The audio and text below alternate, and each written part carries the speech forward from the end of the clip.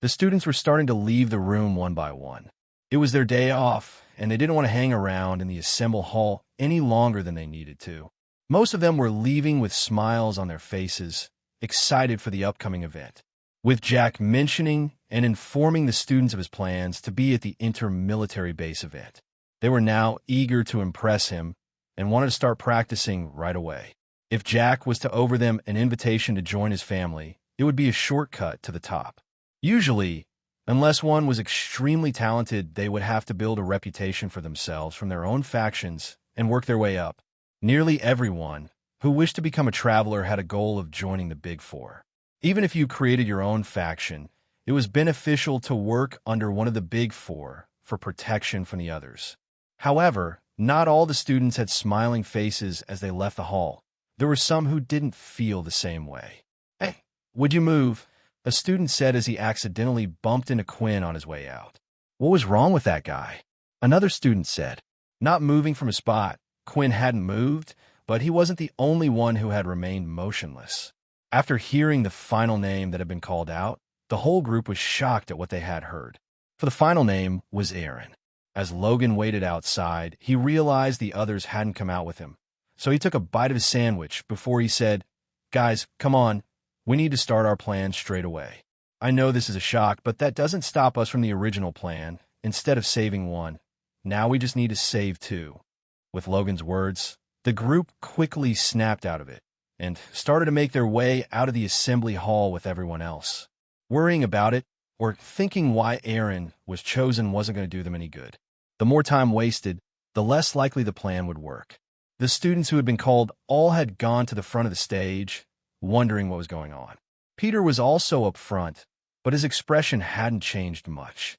He was informed of what was going to happen, and wasn't worried about it. He trusted his master, Quinn. He would just do everything his master had told him to do, and everything would work out fine. Erin, on the other hand, was panicking. Her whole head was slightly swirling. "They picked me, but why? Aren't I one of the top students? They would never pick a student as good as me, right?" she thought to herself. But the realization had hit her, and her mask was starting to crumble away. The thoughts and memories she had kept within were starting to surface. A few days ago, inside the second year's head office, Duke had been given a bunch of files that matched the criteria they were looking for. That's when they stumbled upon Aaron's file. "Now, this is interesting," he said. Aaron was a level 5 student, and she also had quite an expensive ability too. She wasn't original, but the ice element ability was expensive to get a hold of, especially at level 5, so Duke wondered why she had been selected. After reading the file, everything started to make sense. Her family worked under one of the Big Four, and they had established a shelter on one of the orange portal planets. Because of the risk involved, the family had paid them well and had gained quite the status. A few years had gone by, and it looked like the exploration of the planet was nearly over. It was the main task that had been given to her family. They had done a good job getting rid of the few advanced tier beasts that lived on the place. Erin was eventually sent back to Earth to finish her normal school education.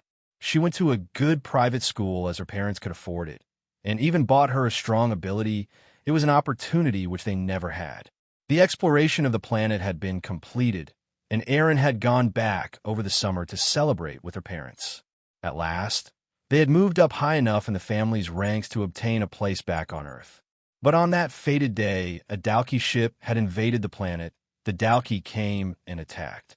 Seeing her family and friends raise up their weapons to fight, she wanted to help too. But before she could even join in the fight, her father had stopped her. "No, Erin, you are not strong enough yet. Now get out of here," he screamed. "But I can't help," Erin cried. "Just let me help you. Look, I didn't want to say this, but you're weak. You will only get in our way." And at that moment, she witnessed her father being stabbed through the chest. As she stood there frozen, an old friend of her father's managed to grab her and run away. Her family did their best to protect all the civilians on the planet, and even other factions that they once squabbled with over territory had come to help. But it wasn't enough, and all they could do was wait for help to arrive. At this point, nearly everybody that could fight had died.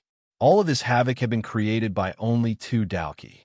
However, the defenders had managed to kill one of them, but the others still remained alive. The remaining Dalki had set its eyes on the emergency shelter, but just as it was about to attack, help had arrived. A female dressed in pure sparkling white came through the portal, and Aaron saw her pass by. She fought against the Dalki on her own and was able to go toe-to-toe with it. The swordsmanship that had been displayed was light and silent. It was as if her feet never even touched the floor.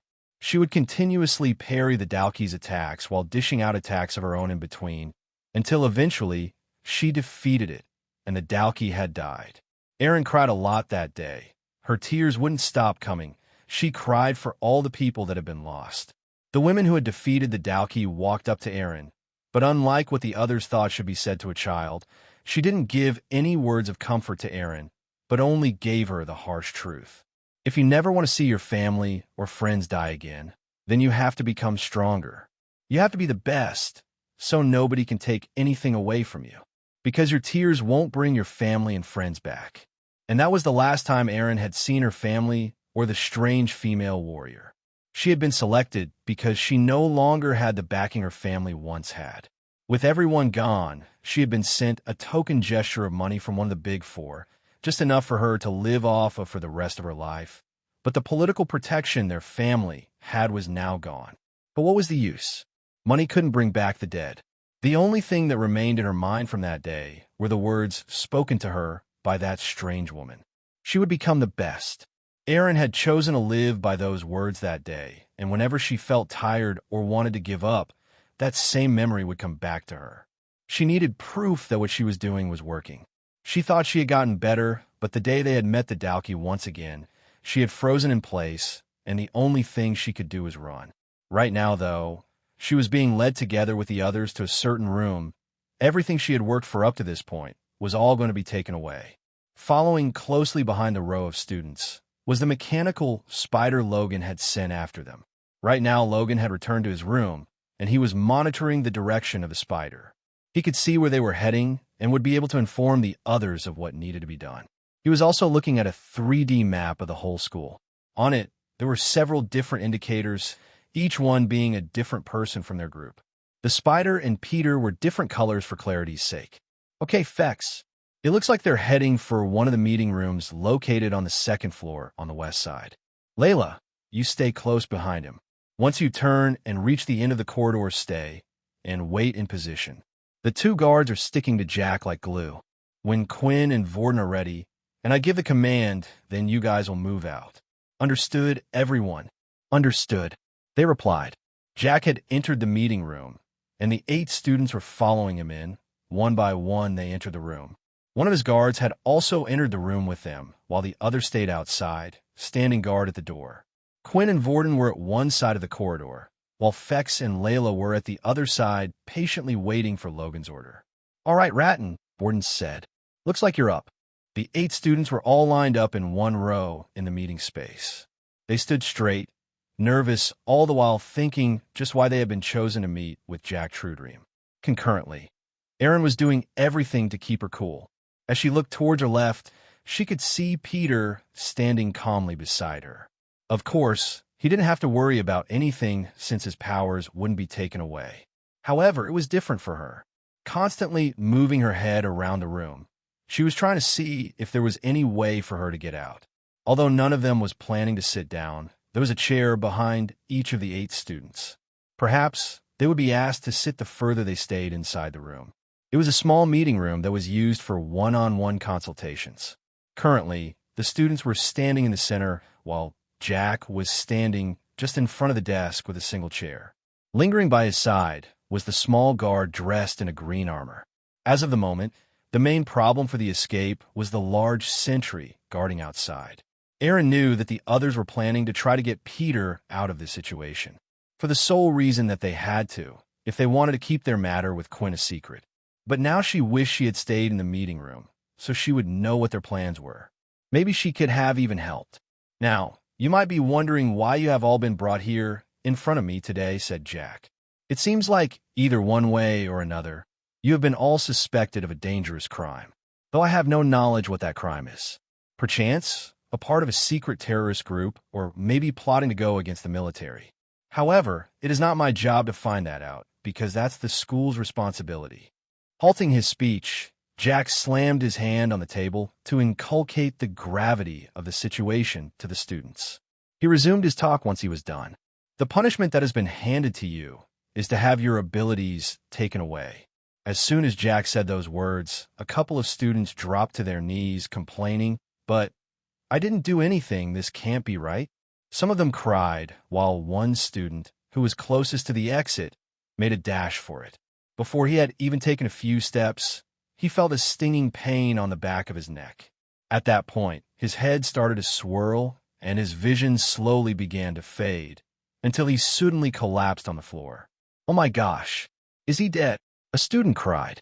The others were unable to see it because of how fast everything had happened, but Aaron had seen it all. The green guard had taken out what looked like a small needle and swirled it inside his mouth with his tongue. Now, laced with a tiny amount of what looked like green liquid, it was catapulted right at the student's nape. "I hope nobody else tries that again," Jack said. "This process is meant to be quick and painless. Now, please sit down on the seats behind you. I don't want there to be any more accidents." Each of the students did as they were told. They carefully watched the guard lift the student who was passed out onto one of the empty chairs. This was the deal breaker for Erin. She had to do something, otherwise she would lose her ability forever. Hence, with a resolute countenance, she faced Jack and uttered, "But we really didn't do anything, sir," Erin said. "If you do this, people will find out about your made-up lies. We could just tell everyone the truth." "Oh, don't you worry about that. For once I take your abilities away, you shall all pay a special visit to the dungeon. The school will then report to the rest." "What was it that you said?" "Right, made-up lies. The most common one, and accepted, is usually you were all working for Pure. With that, the student's curiosity will disappear, and with it, your existences." The green armored guard from earlier then started to walk over to the students. Aaron was second to last along the row, while Peter was sitting at the very end. The guard had prepared some green liquid that was placed in some type of vial. He proceeded to place the liquid on the tip of his finger. Using his index, he would place it down right between the eyebrows, just above the nose of the students. Then, after a few seconds, the student would fall asleep. "A sleeping ability?" Aaron mumbled. "Ding, ding, ding. Like I said, I'm not a monster. Although by the time that you guys wake up, you will already be in the dungeon." The guard had gone through the other students, and it was finally Erin's turn. For a while now, she had been fumbling with something behind her back, waiting for Jack to get close, but he never did. He always stayed at a distance away. When the guard went to place his finger on her head, she immediately swung out her arm, aiming for his temple. In her hand was a small dagger that had been formed from ice. She knew the guard was strong and fast, but a blow with a sharp object would be able to take down most people no matter who they were. To her dismay, the guard didn't react at all. He continued with his task, placing his finger on her forehead. Nevertheless, just before the dagger reached his head, with his other hand, he had grabbed it and crushed it to pieces. The speed was too fast, so she had never thought that it was possible to block an attack that close, unless one had a speed ability. Still, she was sure that he was the one who had produced the sleeping agent. It was most likely from his blood, which was why he had pricked the needle against his tongue. It was impossible for someone to have two abilities unless they were unlike Vorten. This solely meant one thing. The beast gear he was wearing was at such a high level, it was able to boost the user's stats to the point where they no longer seemed human. Accordingly, she was not able to resist, and a few seconds later, she was asleep like all the others. Finally, it came to Peter's turn. Willingly, before the man had even placed his finger on his forehead, he had closed his eyes. He knew that just looking at these people would annoy him, but he needed to follow his Master Quinn's order. Hence, he decided to keep them shut for now. Once the green liquid was placed on his head, all the students were ready. Jack then looked at the green guard and cleared his throat out loud, signaling for the guard to leave. "As you wish, sir," he said as he bowed down and left the room. Now, standing outside as guard on duties, just by the door were the two guards. "Did he make you leave again?" The large guard asked. "Yeah, I don't know why. We all know how his ability works," the green man replied. The mechanical spider remained inside the room while Peter's watch recorded everything. Logan was unsure whether the second guard would ever leave the room. Yet, for some reason, it seemed like Jack had asked him to. This would make their job easier, but they had to act now. Everyone go. Both guards are outside, and only Mr. Truedream and the students are inside. The group outside had received the message from Logan to proceed. The first ones to make a move would be Fex and Layla, and they had been on standby by waiting. Right behind the two of them were two random first-year students who had been brought along. These students were the same ones who formed Fex's room, his roommates.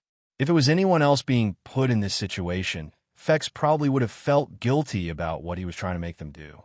But they were the ones who had attacked him first for no reason. So he couldn't think of any two more guilty to use. When looking at their eyes, a slight tint of red could be seen. They started to glow slightly stronger as Fex faced them and gave them a command. A few seconds later, and they were on the move. The two students turned the corner and started to bump into each other on the way. While this was happening, Fex would peek around the corner and twiddle his fingers away. Eventually, the bumps turned into shoves as they continued their stride. "Hey, what are you two doing? Get out of here," the larger guard said. But his words were useless, as the two now were starting to shove each other stronger than before. Although it seemed a bit strange, as there was no speech involved while performing these actions. This was the limit to Fex's mind control. The more complex the instructions, the more likely the spell to break and fail. The shoving had turned into a full-blown fist fight. While doing so, they would inch their way closer to the two guards. "If you guys don't scram out of here, my foot going to be shoved right into your backside," the guard shouted this time. They continued to ignore the guard's words, but it was more like they couldn't hear. Their mind was consumed with the last command made by Fex. Arms and legs were swinging out as the two continued to fight. Right now, Fex was dwindling his fingers away faster than before, concentrating while the sweat ran down his forehead. Controlling one person's set of movements with the strings was easy, but coordinating two and making it look realistic was tough. He had attached strings to both of the students and given them the command to remain motionless, so everything they were doing right now was down to him. While everything was happening, Layla was to keep guard, making sure no one came down the hallway and saw them. Now the two were fighting incredibly close, and Fex had to just pull one of his strings ever so slightly, causing an elbow to hit the large guard in the middle of his stomach. Did it not hit, but I'm sure it did. Fex was slightly confused. He tugged on the string again, a little bit harder this time, elbowing the guard in the stomach again. Still, there was no reaction. Although the elbow had hit the large man, there seemed to be no reaction whatsoever. This was because of the heavy armor the man was wearing. However, even though the attack didn't hurt, the rage on his face showed his anger.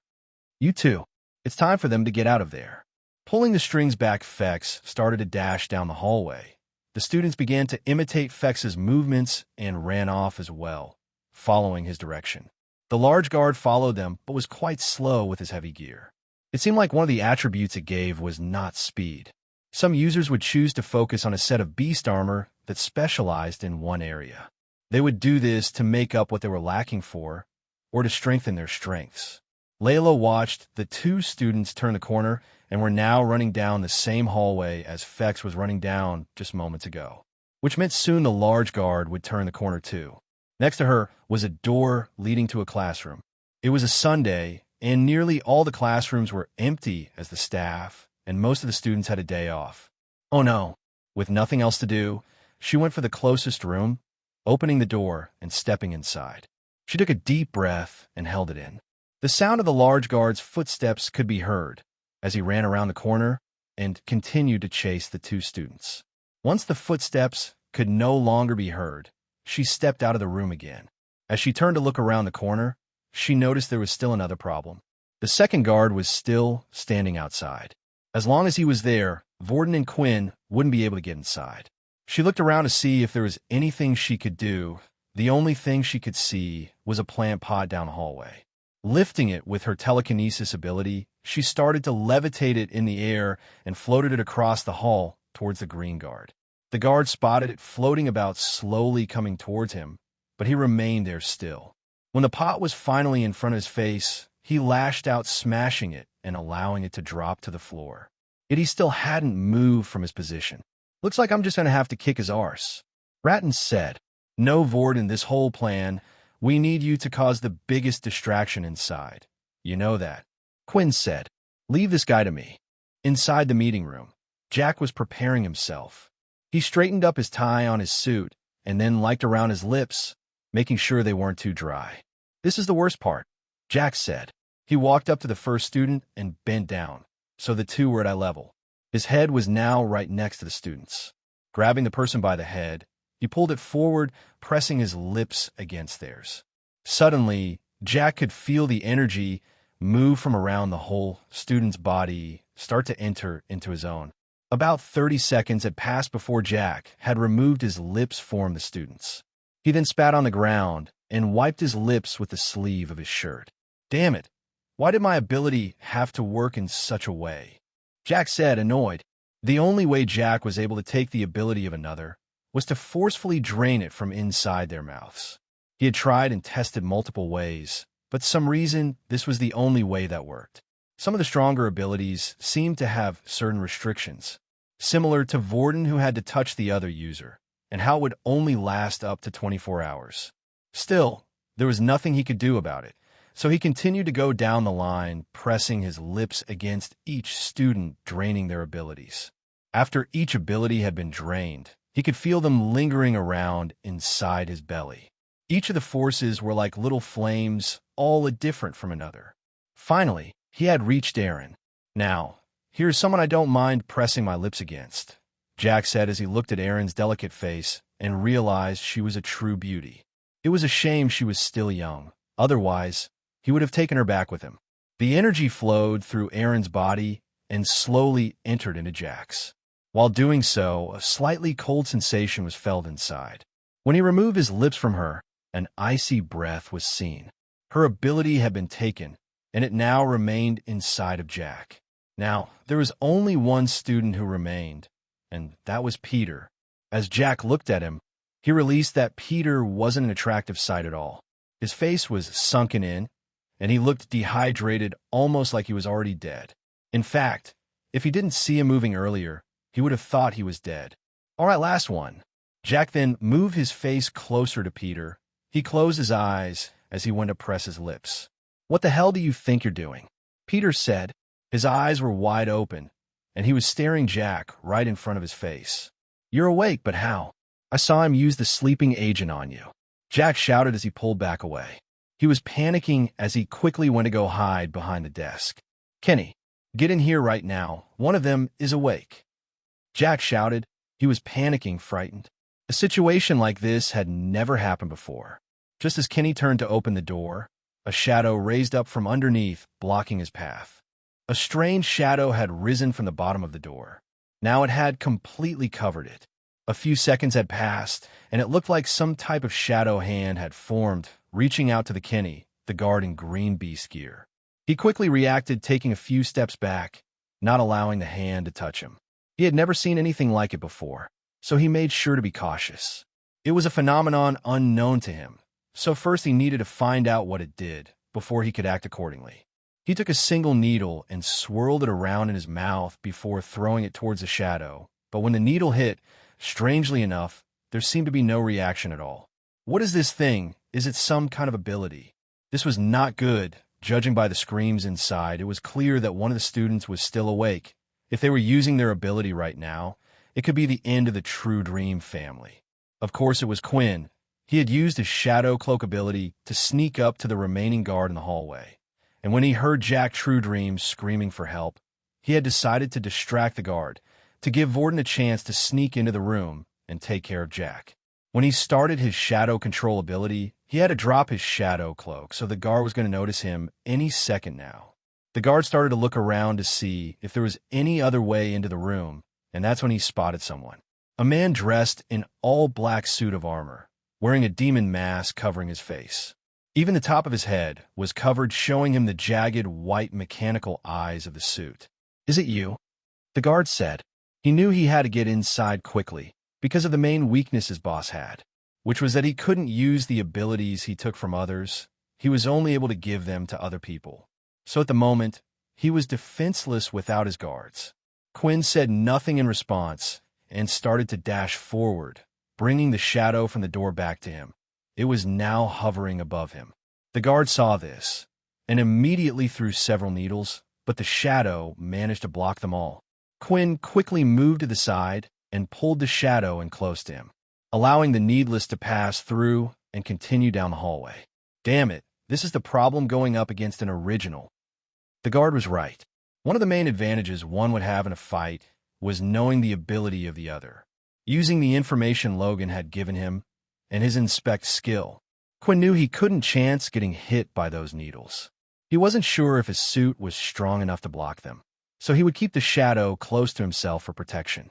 When the guard saw that his needles were ineffective, he quickly pulled out his dagger. He was waiting for Quinn to get close. However, when they were around 9 meters apart, Quinn jumped into the air, spinning his body, and then threw out a kick from the side. Blood crescent kick. A large crescent-shaped line of red aura came out strong and fast. The man had never expected this. He thought because the shadow was only used for defense so far, it would now be used for an attack, so he was keeping a keen eye on the shadow's movements. But instead, it looked like his opponent was using a completely different ability. He could do nothing but take the attack head-on. When the aura was directly in front of him, he struck at the red aura, which then shattered and disappeared. Quinn stood still for a moment. His new skill was one of his strongest attacks when comparing it to others. The only one stronger has his blood hammer. Still, the person in front of him was easily able to shatter it with his weapon, and there didn't seem to be a chip or anything on it. Right now, Quinn had to be incredibly cautious if he was to get out of here alive. What he didn't know was that at the same time the guard in green gear was having similar thoughts. What was that attack? It was so powerful, he thought. His hand was feeling numb from the impact of the blow, and it had taken a decent amount of strength for him to shatter that red aura. Who are you? You should know who we are. Why are you attacking? The guard tried to distract Quinn. Quinn spoke into the mask, which gave him an altered, deep electronic voice. We know what you have been doing. We from Pure have been following your actions for a while now. We're here to save those kids from you. Quinn said. Right now, he was improvising on the spot, and Logan was helping him with what to say. The reason why Logan thought this would be their best option was so they wouldn't run an investigation on those closest to the kids. In a way, it was true that Pure had informed them of Mr. Truedream's plans, but they weren't the only ones taking action. Knowing this, they were less likely to think someone associated with the kids were trying to save them. Come on, Vorden. Hurry up, Quinn thought. While Quinn was busy dealing with the guard, Vorden had snuck past and entered the room. Or rather, it was Ratton who was in control now. He was using an invisibility ability he took earlier, making it so he couldn't be seen. As he entered the room, he saw the students slumped over in their chairs and Jack hiding behind the desk, while Peter was in front of him, just looking at him. Go away, or you will regret this. Jack shouted. Are you threatening me? Peter asked, and for the first time, a slight smile appeared on his face. You know, if it wasn't for my master's orders, you would be dead by now. I knew you were working for someone. Tell me who it is, and I'll spare you. Jack said, his voice still feeling a little shaky. Suddenly, Logan had an urgent message. Guys, the guard chasing Fex has given up and is now on his way back. You have to grab them and get out of there now. Ratton then went to the corner of the room where one of the wooden shells was displayed and activated his fire ability, setting the whole thing alive with fire. Peter, grab Aaron and get out of here. Quinn's orders. Ratton shouted. Peter did as he was told, and picking up Aaron quickly ran out of the room. But before Ratton left, he stared at Jack. Ratton, what are you doing? I said not to touch him. Vorden said, you know, we don't have a clue about how his ability works. If it's like ours and we touch him, we might even lose our own. And then we would be defenseless.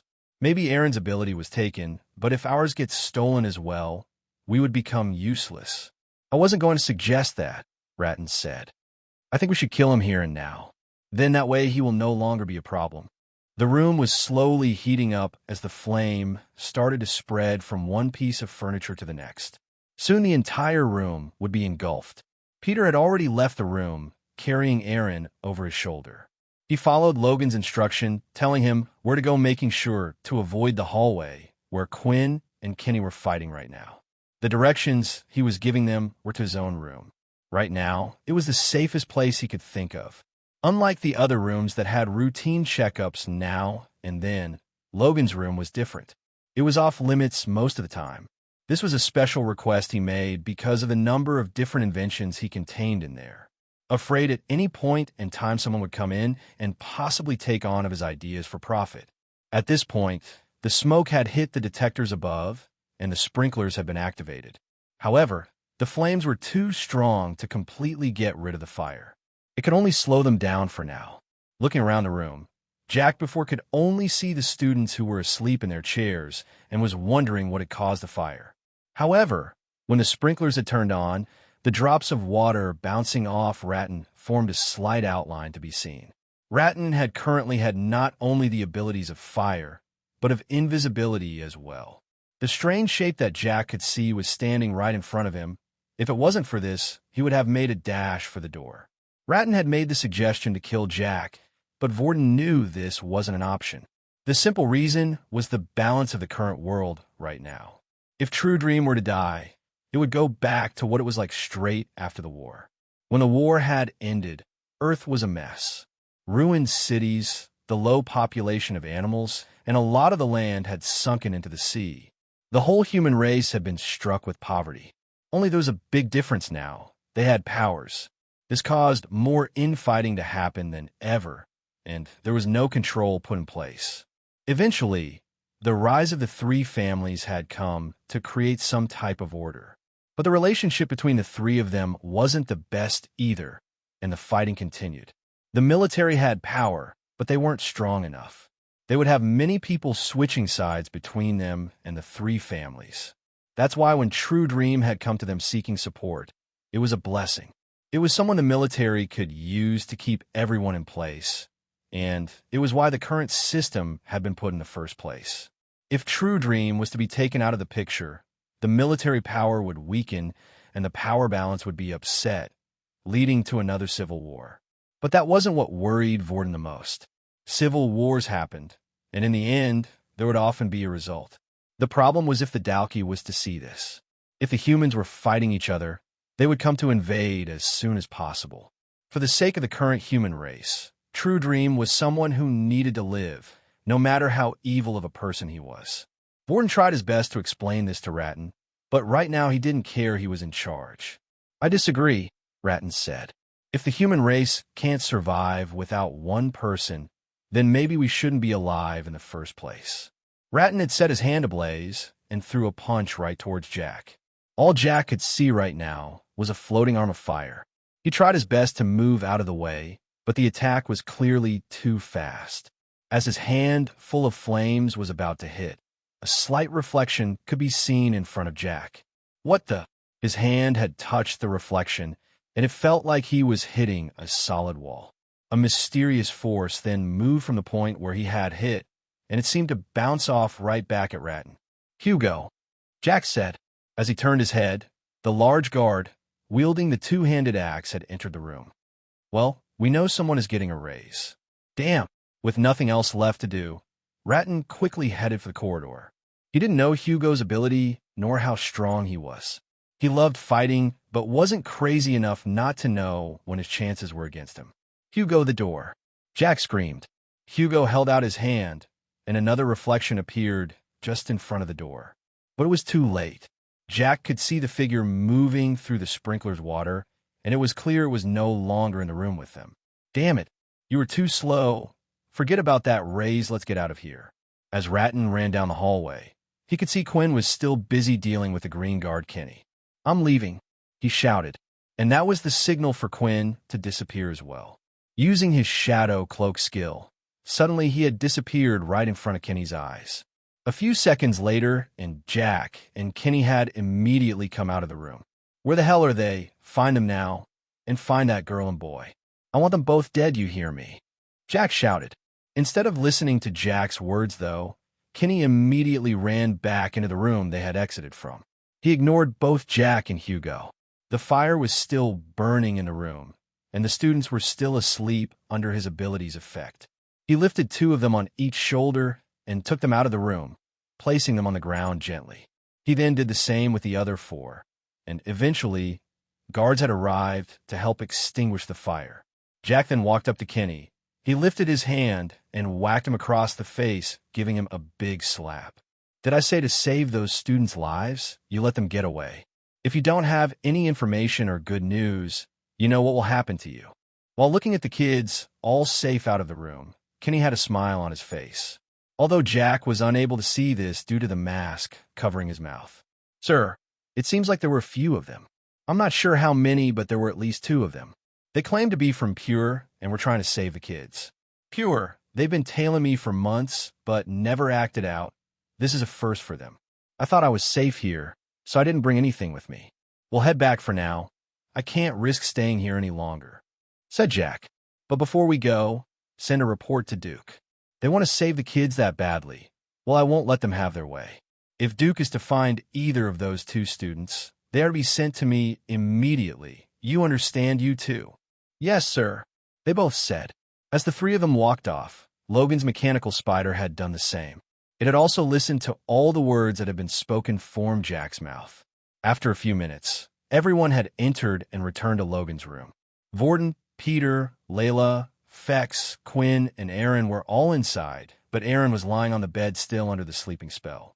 We did it, Layla shouted. I can't believe we really got them 2 out of there.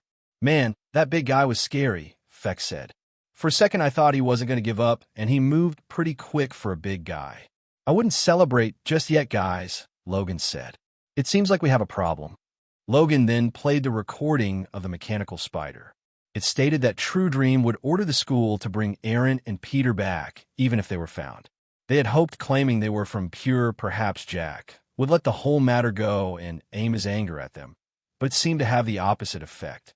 So what are you saying, Logan? Vorden asked. That we have to hide both Aaron and Peter forever. We can't do that in the military base. That's just not possible. Sooner or later we'll slip up.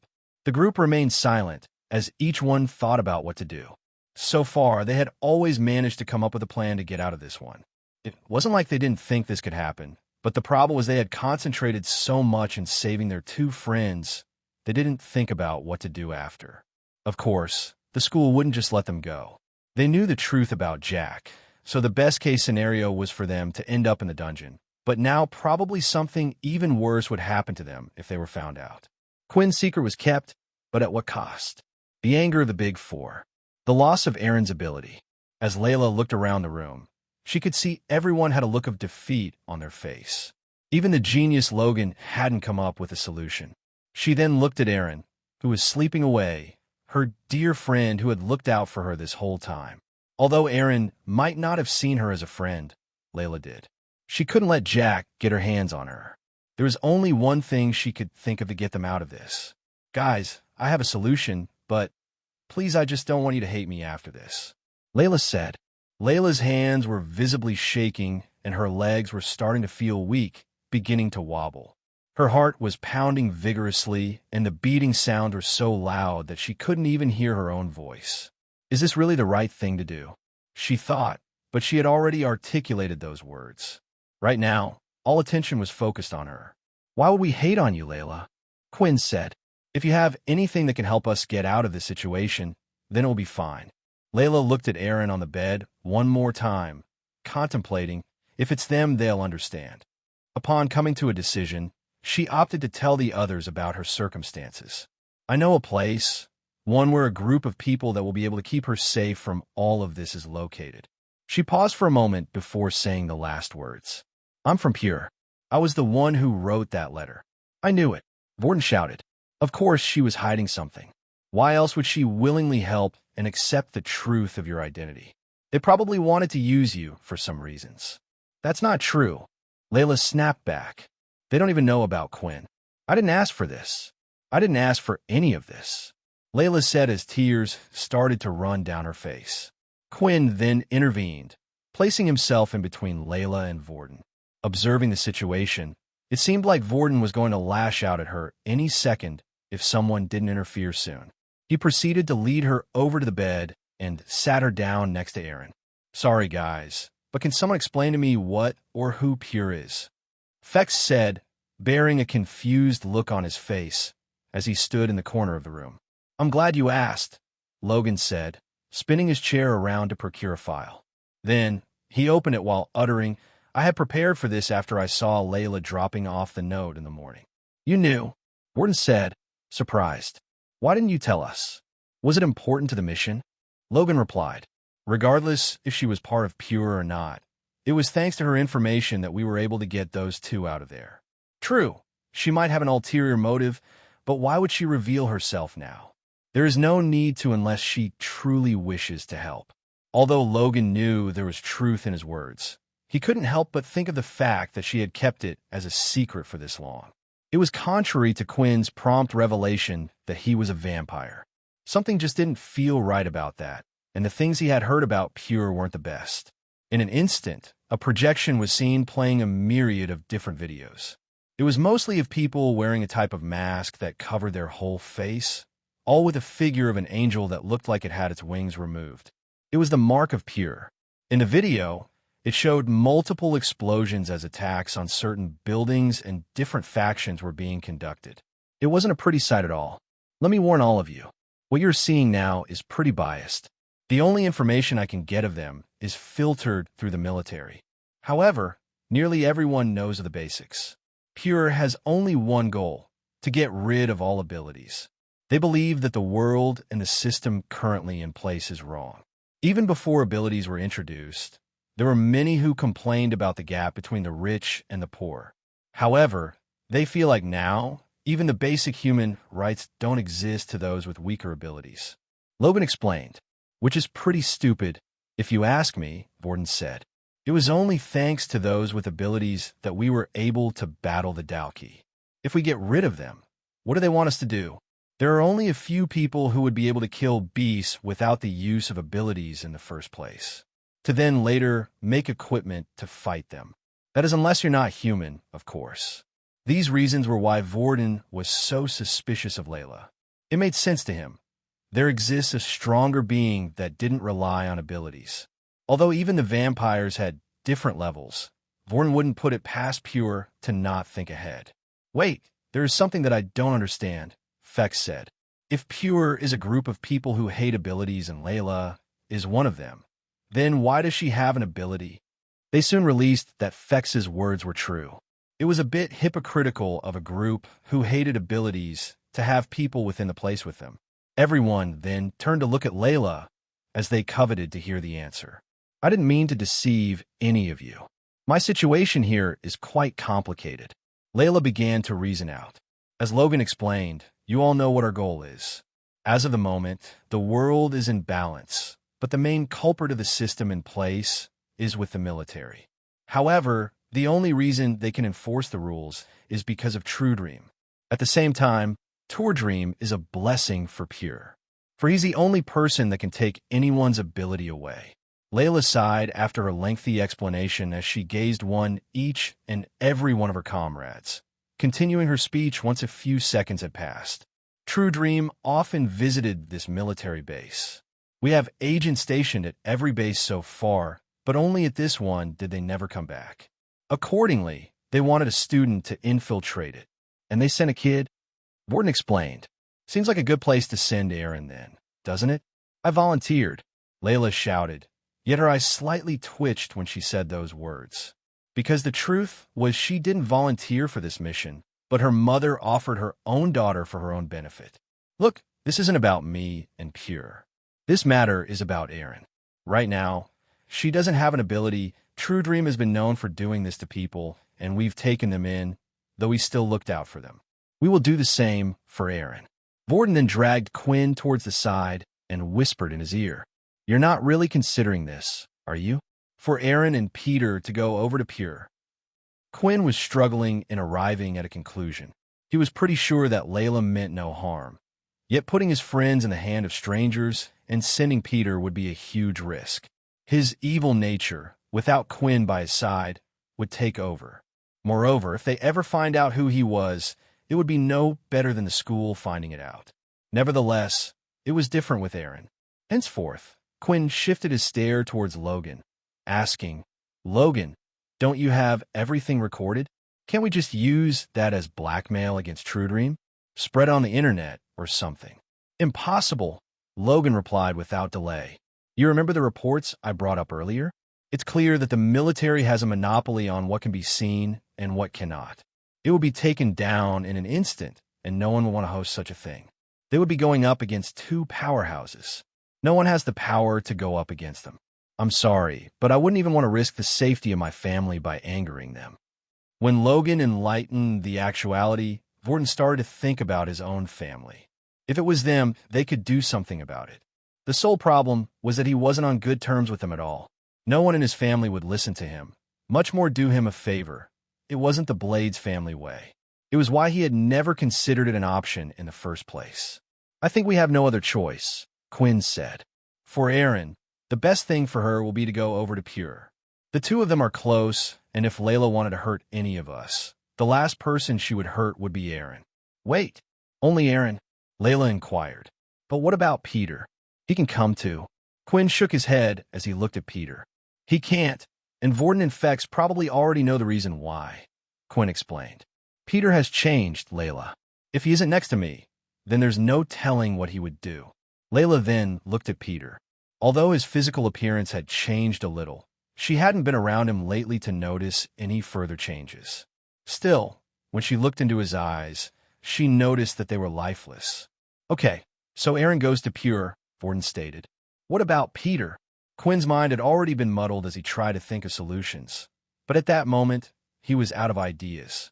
The only thing they could do was to hide him for as long as possible, or they could opt to utilize Vorton's favorite suggestion. Quinn, we could always. Don't say it, Vorton. Quinn cut him off shortly before had finished his sentence, knowing very well what Vorton was going to suggest. I believe I have a solution to your problem with Peter, the system said, just when Quinn was in the middle of contemplating what to do with Peter. It seemed like the system had an answer. Although, whenever the system seemed to chime in, it was never usually straight-up good news, so he was a little nervous. What do you mean you have an idea for Peter? Quinn asked. The main issue right now is the fact that your faces cannot appear in the school anymore. At the same time, Peter won't be able to leave the military base due to the fear of him running wild. But we have one solution available for Peter that will solve both of these problems. The system explained. Now, Quinn was waiting for the worrisome part. He can learn a transformation ability. Ever since you turned him, he lost his original powers, and his body is now different from what it once was, meaning he can now learn another ability. But I thought you said we had to find a specific ability that could be learned for vampires. Just like mine with the Shadow Book. At the time, not a single one reacted when I touched it, only the Shadow one did. Quinn asked, perhaps I need to remind you once again. What I said was that there are certain abilities that only vampires can learn, and at the same time there are abilities that only humans can learn. However, there are also abilities that are in the middle, somewhere in between, and one of them is the transformation ability. The transformation ability wasn't a popular ability with the general public. It gave a user nothing extra that could aid them in combat. Therefore, it was looked down upon by a lot of the people. Still, it did have its uses. With the transformation ability, one could alter their face and look like another. This meant it was often used for infiltration or spying. The problem was whenever these people were discovered, they would nearly be killed in an instant due to the fact that transformation ability does not grant them any offensive capabilities at all, or even defensive. Why didn't you suggest this before? Quinn asked. Before, I felt like it would be more beneficial for you to wait for a more powerful ability to pop up. One that would make you and Peter stronger. But right now, it's more important than anything at this moment that Peter wouldn't be caught. The system explained. Quinn then explained to the others what his plan was with Peter, how he still hadn't learned an ability, so he could still learn the transformation ability. Still, there was one problem with the whole thing, and that relied on Logan. Quinn needed Logan's help. Even if Peter could disguise himself, if he appeared as a new student, the entire school would know, and he also couldn't pretend to be someone else since that would be too obvious. So what do you think, Logan? Quinn asked. Will you be able to hack into the school system and add his ID? The problem isn't whether I can do it or not, Quinn. Logan replied. Obviously I can. That's like asking if a bee can make honey. The problem is making it all seem natural. Say there are 500 first-year students. Then one day, suddenly there are 501 students. The new kid turns up to class, and everyone is just meant to accept it. It won't work. Once again, the group were deep in thought. I have an idea, Vorden said. When we went to the planet Kaladi and the Dalki attacked us, didn't they say they couldn't find 3 of the students' bodies? That's right, Layla replied. They assumed they had died somewhere deep in the desert and their bodies eaten. Hearing this started to bring back memories for Quinn. The truth was the Dalki hadn't killed them. It was him that killed them, although no one knew about this fact yet. Well, once Peter learns the transformation ability, why don't we get him to look like one of those students? We can have him appear back near the portal and say he had gotten lost in the desert and had only come back now. Vorden asked. Now, that is big brain thinking. Logan said. He then hopped onto his computer and went over to the marketplace and searched for a transformation ability book. It had to be one of a high level to be able to get the finer details right in the face structure. It didn't take long for Logan to find one, due to how unpopular the skill. It seemed to be a level 5 skill, which was perfect. It would be good enough for Peter to look nearly identical to one of the students, and with Peter's mutant cells being slightly different, it wouldn't show his real level on the watch anyway, only displaying the fake number Logan had inputted. Ability book purchased. Hey, Logan, you didn't have to do that. I could have paid for it. Quinn said, feeling bad at how much money Logan had spent on him now. Don't worry, Quinn. I'm involved in this too now, and if I didn't want to do it, I would have kicked you all out of this room. Besides, you said I wasn't keeping a tab. I do have to warn you that I do charge quite the interest. Logan said. It was hard for Quinn to tell whether Logan was joking about the whole thing or not. When he said those words, his expression never changed once. But Quinn would have liked to think he was cracking a joke. It was nice seeing Logan trying to fit in. But this was a different matter. Quinn also didn't want his wallet to take a hit. After purchasing the book and imputing the code, it had arrived in only a few seconds right into Logan's room. It will probably take him a few weeks or so for him to learn it, Logan said. For now, he can stay in my room. Luckily, he doesn't need any food or anything, so as long as he stays here, he'll be fine. Quinn didn't like the idea of that. He could imagine either Peter accidentally touching one of Logan's prized possession and getting a laser beam shot through his chest, or Logan would say something that caused Peter to snap. Let me try something, Quinn said as he walked over and grabbed the book himself. Level 5 Transformation Ability Book obtained. Would you like to store the book? No. Option to use the ability book on family member. Peter, would you like to use?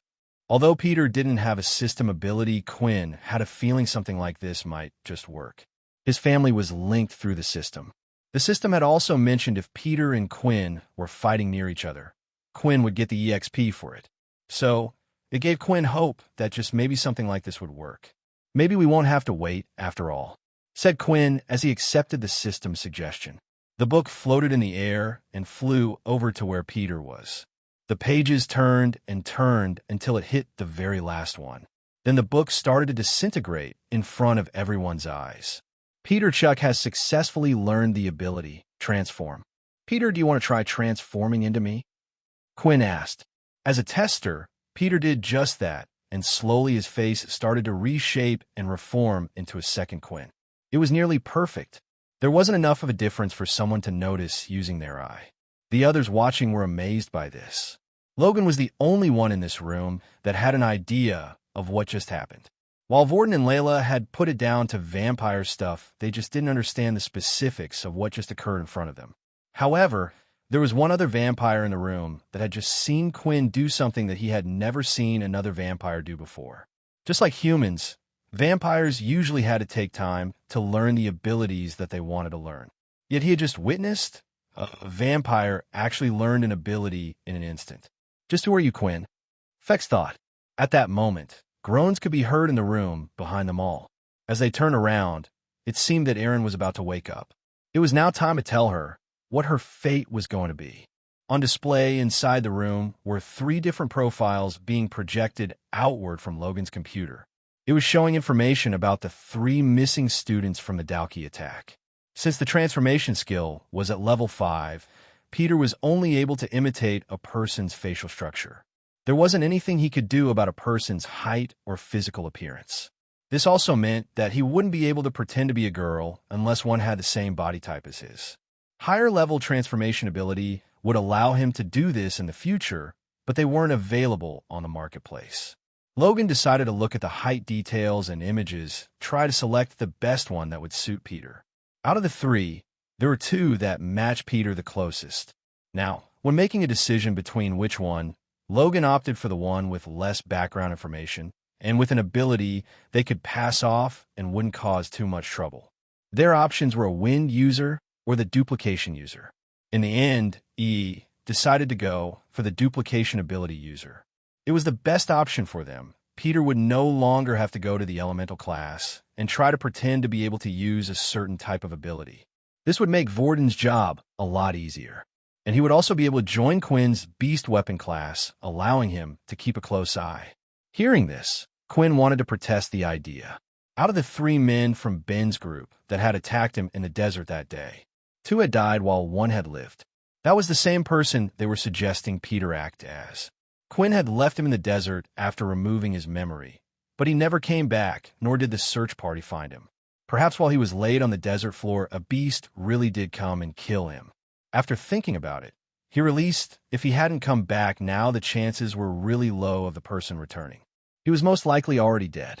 Peter looked at the screen and carefully started to morph his face. The student had medium-length brown hair, and one of the finer details about him was he would often wear a bandana that cut off one side of his hair while the other remained up. Finally, Peter would no longer go by his own name while in the school, and now would be known as P.O. Blank. Quinn took a long stare at Peter and released this might have actually been the better option for him.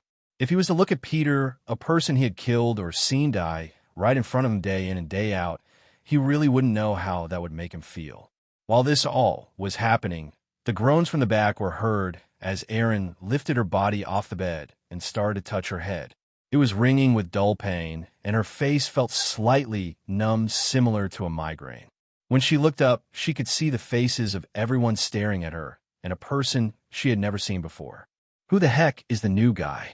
Erin groaned out, still not fully there. No one said a word, and after a few moments, she started to remember everything that happened to her. Her last words with Jack, and what he had planned to do with them. No, no, no, she started to scream. There was no need for her to try to use her ability. She could feel that it was no longer with her. But just in case, she tried to form ice in her hand. Again and again, but there was no result.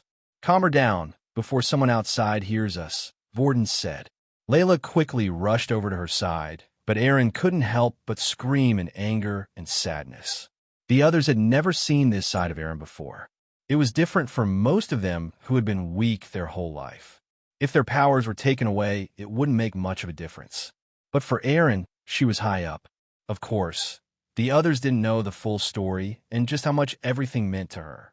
Losing her ability felt like she had lost everything. All she had left was her swordsmanship, and after meeting Fex, she could tell she was nothing special. Do you really want us to be caught? Logan said as he threw out a circular device towards Erin. The device opened up midair just before reaching her mouth and wrapped around it like a tight-fit mask.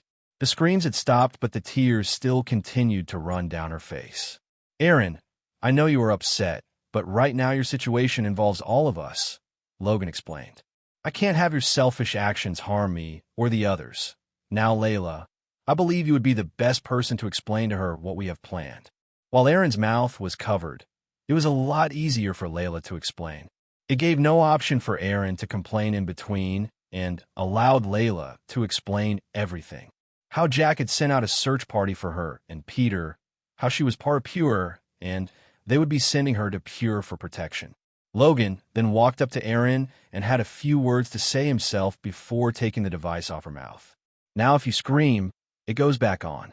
The situation is not favorable for any of us, and please trust me. We went through all the options. I even looked into your background and thought about seeing if we could send you back to your family. But that's not possible. Staying with Pure is the only option we have. Logan took off Erin's wristwatch and made a few adjustments to it before placing it back. We are a bit wary of Pure, so if you need any emergency help, you can contact me through that, although I doubt we will be able to do anything. Do you understand? Aaron nodded calmly. Rather than angry or sad, she seemed to be going through a different stage right now of shock. As soon as the mask was taken off, she started to look at Layla. "Will you be coming with me?" Aaron asked with pain in her voice. Layla looked in her eyes and held both of her hands before shaking her head. She knew the next words would hit her hard. "No, I can't. I still have my mission here," Layla replied. At that moment, Aaron snapped her hands back. Everything was getting a little too much for her. Her abilities had been taken. She was being treated as a convict by the school. Jack was possibly after her life, and now she had no choice but to join a terrorist group. Yet, why did this have to happen to her? Was it just her bad luck? Then she started to remember there was one more person who was going through something similar. What about Peter? Will he be coming along with me as well? Although Aaron did get along with Peter, if she was going through this struggle with someone she knew, it would at least be better than going through it alone. The student who Aaron didn't recognize stood next to Quinn, then stepped forward, and his face started to morph back into his old self. But how? Didn't he used to have an Earth ability? Aaron asked. How did he learn that? The sound of a little excitement and hope could be felt in her voice. That's because Peter is no longer human, Quinn explained. When a human turns into a vampire or vampire subclass, they lose their old ability as their body changes. Logan's guess is it has something to do with the cells in the body being different. Essentially, it's like getting a new body, so Peter was able to learn a new ability. Hearing these words from Quinn's move suddenly gave Aaron an idea. She had lost her ability, but not all hope was gone. If what Quinn was saying was correct, there was a chance for her to get her powers back. She stood up from the bed and said, Quinn, I want you to make me a vampire. I want you to turn me like how you turned Peter. After hearing about how Peter was able to obtain a new ability, in her haste, Aaron started to gain hope once again. If there was a way for her to get it back, a chance to return to her former self, then she would take it. Before, she would have never considered it. There were too many downsides she saw both Peter and Quinn deal with. As long as she grew her ice abilities slowly with higher grade ability books, or if she was to find a good teacher, she would be able to progress up the ranks and eventually become a force to be reckoned with. Still, right now, that wasn't the case, and her best option was right in front of her. What she didn't realize, though, was the grave mistake that she had just committed. When asking Quinn to turn her, she had mentioned a particular detail that someone in the room wasn't quite sure about. Even now, Quinn was peeking at Fex out of the corner of his eyes, seeing just what his reaction might just be. Many times before, Fex had mentioned the fact that he thought Peter had been created by an irresponsible leader. However, Fex didn't have much of a reaction. He continued to stand there no different to before. The reason being that he had already assumed Quinn was the one who turned Peter. He wouldn't have been so loyal without his master by his side. It also explained why Quinn wasn't so trusting of Fex in the first place other than his shadow ability. Peter was illegal, and if the council ever found out about Peter, both of them would be executed. The reason why Fex didn't have much of a reaction to what Aaron was suggesting, though, was actually because of their vampiric limits. Even without the laws, a regular vampire could turn at most one person. Someone like Fex could turn two, and he would be given permission to do so when he ascended to the noble rank. He knew Quinn's strength and never thought he would be able to turn more than one person, so Aaron's suggestion meant nothing. Seeing that Fex wasn't making a big deal out of everything, Quinn decided to continue on. Aaron, even if I wanted to, I can't. It wouldn't change the situation we are in, Quinn explained. What do you mean? She asked, slightly annoyed, taking a step forward.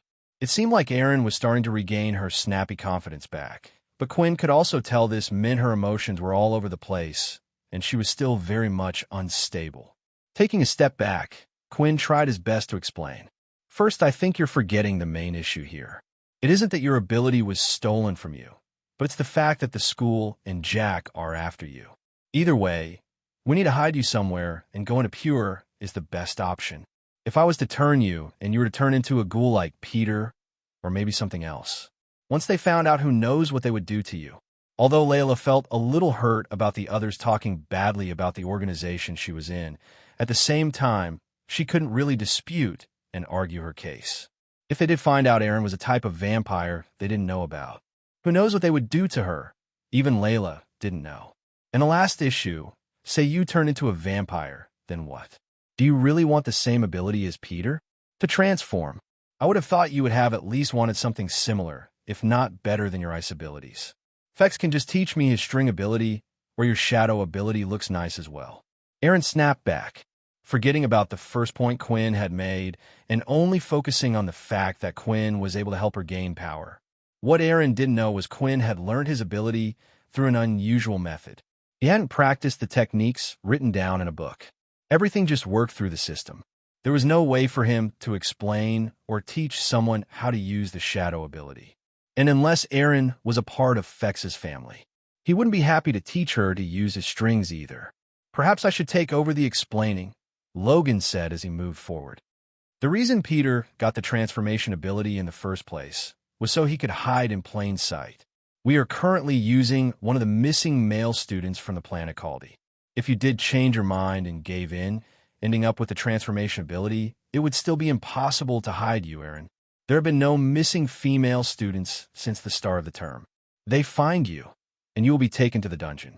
If Pure find out that you've been turned into a vampire, you will probably experience an even worse fate.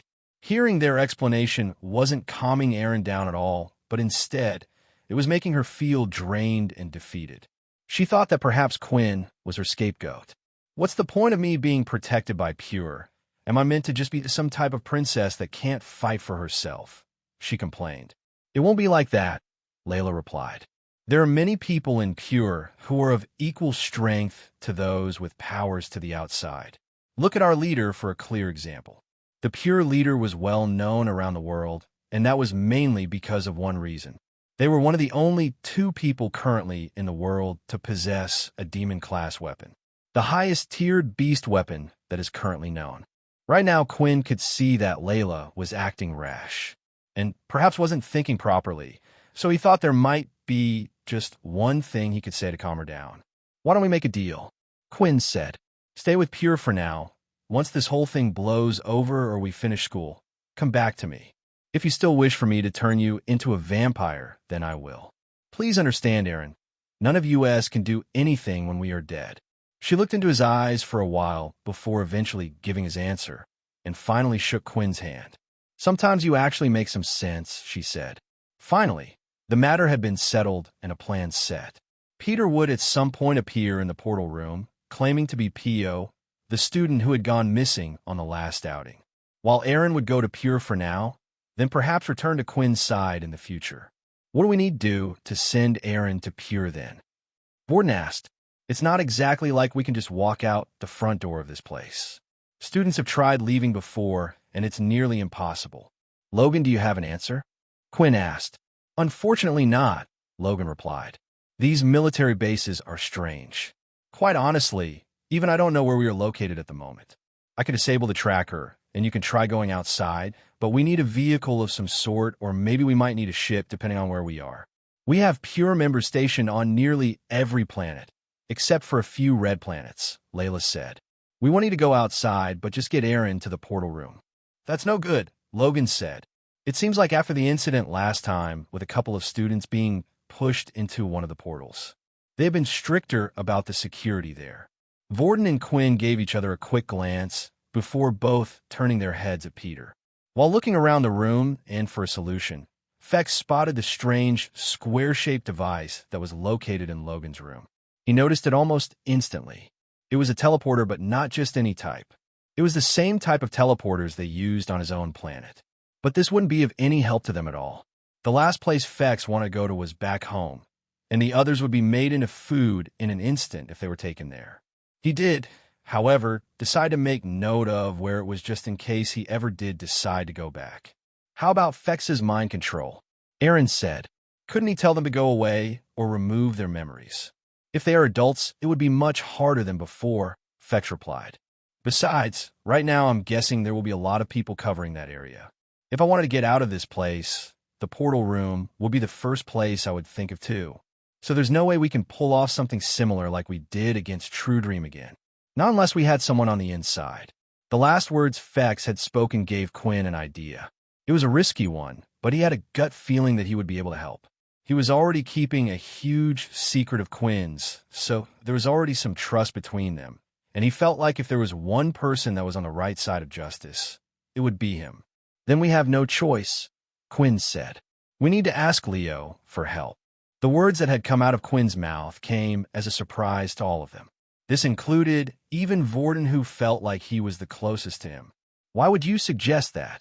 Vorden said, Leo is a sergeant, and although he isn't our duke, he is under Nathan, who is ultimately under Paul, the head general. It's clear that Leo is working for them, or at least he takes his direct orders from them. It was a simple deduction that Vorden had made, and it would be right to assume so. But Quinn didn't believe it. Well, maybe I can change your mind about him, Quinn said. First of all, I'm pretty sure he knows I'm a vampire. Let me change that. I'm 100% sure he knows I'm not human. And the same could be said for Fex and Peter. Wait a minute, Aaron called out. Is that why he gives you special treatment? It started to make sense now that I think about it. I'm not sure about that one, Quinn said, letting out a chuckle. But I'm sure his ability has something to do with it. He knew I was different from the beginning and has safeguarded my secret until this day. Leo is different from the other teachers. He once asked me something, inquiring about whose side I was on. It started to make me think and wonder about a couple of things. Leo himself doesn't align with the military. He is on the side of humanity. This was what he was checking up on with me that day. As long as there is a threat to humanity, he will protect us. Logan then quickly hopped onto his computer and started to type away, checking to see if there was any information he could bring up on Leo, if at all. So is this a hunch? Vorden inquired. Isn't it too risky to go on this journey just based on a hunch? I too am in favor of talking to Leo. I think it is a good idea, Aaron added. I agree he's different from the other teachers. Remember how he saved us from the Dalki attack that one time? And during our lessons, he would continuously give me tips about my swordsmanship. Also, it seemed he treated everyone the same, no matter what. The way he acted just doesn't fit in with the way the world is right now. Usually, a teacher would choose to focus only on the promising students trying to please the upper ranks, but he never did anything of the sort. I respect him as a teacher, and if me leaving this place is based on whether or not we can trust Leo, then I would bet on him over any of the other teachers. Isn't Leo the guy I fought with? Fex said. I mean, if it's him, he seemed like a pretty cool guy. I know, but we don't go trusting people based on how cool they are, Vorden replied back. ForWeevil.com. I guess you're right, Fex replied. Otherwise, you guys would have trusted me from the beginning, right? He said as he swiped back a single strand of hair that had appeared in front of his face. Once again, Logan projected the information about Leo onto the screen. Most of the news articles and information about Leo had to do with his accomplishments during the last war. He stood out due to the amount of Dalki he had managed to kill, despite being a lowly private at the time. Here you go, Logan said. It looks like you might be on to something after all. It says Leo readily refused to join the military and only wanted peace after the war. However, he did agree to fight once again if the Dalki were to invade. At the time, Leo was a bit of a lone wolf who had refused to join any factions, including the Big Four. The military saw this as a chance to grab him up, but it proved difficult. In the end, Leo agreed at a request. He would join as a teacher. Judging by this, it is as you say, perhaps he isn't as closely aligned with the military as the others from here are. It was a risk, and others knew it would be, but if Aaron was happy to go through with it, then she should at least have some say in what they were planning to do with her. Suddenly, Logan leapt out of his chair and started to search around his room for some items. He went through crates and crates of stuff until he had finally found what was looking for. After pulling out the strange-looking object, he went back to his computer to fiddle with a few more things. A bright light started to show from the projector that had been used to display the holograms so far. It was now starting to display a solid wall of green. Which one of you is the best at acting here? Logan inquired. The others didn't know who to look at, but eventually, they all directed their gazes to Vorden. Even Quinn didn't know why he did this fully. But based on the numerous ways Vorden could express himself, he felt him to be the perfect fit for the task at hand. Logan then paced near Vorden, and without even asking for his consent, he tried to put the strange-looking helmet device on his head. Unfortunately, there was quite a height difference between the two. "Can you not see what I'm trying to do? Bend down, you dumb giant!" Logan shouted. Vorden immediately bent down as little Logan placed the strange helmet on top of his head. The helmet mainly went around his forehead and had unusual mechanical arms that came outward. Even if you go to Leo and he agrees to help, the security around everywhere is going to be tough. "This is the only thing I can think of which might get them to lower their guard a bit," Logan said. "The strange helmet thing?" Vorden replied, his tone strange. "This here is a facial recognition device. It is able to track the smallest of details and all the little movements of the muscles in your face. What I plan to do is make a video. If we put both Peter and Aaron up against the green screen and we have our actor Vorden here, I will be able to create a realistic video. The plan is to pretend the video has been sent from Pure, informing the school that the kids they are looking for have already left the planet and are safe in Pure's hands. That strange helmet device and the green backdrop is so I can change your appearance to whoever I like, same with the background. Once they know Pure safely has the two of you, hopefully they will stop searching around as desperately as they are doing now." Quinn felt amazed by Logan's thinking ability and thought of all the things he could do with him. He was lucky to have someone like him on his side and would hate to think what it would to have him as an enemy. A speech was made for Vorden to act out while Layla was in charge of telling Vorden what to say. It made the most sense as she knew best what Pure would send to make the video sound more authentic.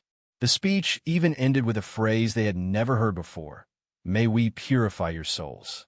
She explained that it was a type of signature Pure always used when they sent things like this to their enemy. It also made the others realize how Layla really was living a double life, and perhaps the Layla they actually knew wasn't real at all. The video had finished being made, and it was time for them to act. Logan would stay in the room and would make sure the file got to the school, while Peter and Aaron would remain hiding in the room along with Fex. If an inspection was to occur, at most, they would only send 2 people into Logan's room due to his special privileges. As long as that person wasn't overwhelmingly strong in the mind, Fex would be able to clear their memories as if they never saw anything again. Vorden and Quinn would head to Leo and explain the details of what had happened, hoping they would be able to help Aaron. While lastly, Layla had her own task to do. She had to inform Pure of the plan as well. She was quite nervous about this, as she had broken the rules of Pure and acted on her own. Explaining this meant she would have to receive a punishment. But right now, she didn't care and just wanted her friend Aaron to remain safe. "I hope the conversation goes well," Layla thought. Currently inside Logan's room were Fex, Aaron, Logan, and Peter. The conversation between all of them was silent. They didn't realize it until now, but the thing that brought most of them together was Quinn. Without him there, the others didn't really know each other that well. The only sound that could be heard was Logan typing away on his computer, trying to gain access and find a way to upload the video they had made without any traces. Fex, on the other hand, was keeping a close eye on Peter. Without Quinn there, Fex felt like it was his duty to protect all of them if he was to go out of control, though perhaps Logan would be able to deal with him on his own as well. He knew firsthand how strong his shots from his strange suit were. While looking deeply at Peter, Fex was trying to figure out just who Quinn was. Right now, he had 2 main theories. One of them was that he was a member of one of the 13 families raised here on Earth since birth and reported back to the main families once in a while. While down here, he had made a mistake of turning Peter and was now trying to keep it a secret. But the thing that threw him off with this theory was his ability, the shadow ability. His first thought was that one of the families was keeping a secret. When the crowning was to happen again, it would give them quite the power advantage. The other theory was Quinn didn't belong to any of the 13 vampire families and instead belonged to them, the original shadow users. However, this theory of his was the most outlandish, for they were meant to be long dead. If the Vampire Council found out they hadn't all died, then there would be chaos. Walking down the hallway, both Quinn and Vorden were making their way to the weapons class. Even on off days like today, Leo would often rest there or practice his swordsmanship. It was hard to say that Leo was a workaholic because he wasn't doing it for work reasons. But there were times where Quinn and others around him could see that Leo was obsessed with the blade, but even that wasn't quite right either. Leo was just obsessed with getting revenge against the Dalki. While walking around, they could see the panic in the soldiers' faces. The students who were outside the campus and around the city had been asked to come back and remain inside the school. There was a strict border control being held just around the school, with a soldier surrounding the whole place in a circle. Even on their way to the martial arts hall, Quinn and Vorden were both questioned several times. The two of them now stood just outside the weapons hall, and Vorden hesitated before stepping in. "Quinn, this is the last chance. Are you really sure? What do we do if he doesn't agree? I don't think we're strong enough to take him on. Even if he doesn't agree, he's not the type to turn us in for protecting a friend. He'll understand. Trust me." With that, Quinn stepped forward, full of confidence, opening the door into the martial arts hall. It was the weekend, so no students were inside, but Leo was there, standing in the middle of the room on his own. Sweat was dripping down from his forehead, while his sword was still sheathed by his side. As soon as the two of them entered the room, he was already looking in their direction. "The two of you were standing outside for a while. I was wondering when you were going to come in," Leo said. "Is this guy really blind?" Vorden asked. There weren't many opportunities where both Vorden and Leo were able to be around each other. Vorden knew about the accomplishments he had made during the war, but sometimes the rumors would often be exaggerated. "I wonder if I could touch him," Vorden thought. As the two of them got closer, Leo could tell that the energy inside the two of them was disturbed, but while looking at Vorden, it seemed strange. Had he met this person before? Because right now, he was looking at a person that had two different flows of energy inside him. This was because Vorden currently held the fire ability, as well as the invisibility ability. "Leo, I know you've already done me a huge favor by keeping my secret," Quinn spoke. "And because of this, I have decided to trust you with something else. I hope my hunch isn't wrong, and I hope you can help me. I can't make any promises as I do not know what you wish to tell me," Leo said. "But as long as you're not in the wrong, you have nothing to worry about." When Leo spoke those last words, it gave Vorden a little shiver down his spine. Just what had this man gone through to be able to create such an intense feeling with only a few words? Was it his ability? Or was it really just the pressure emitting from this person?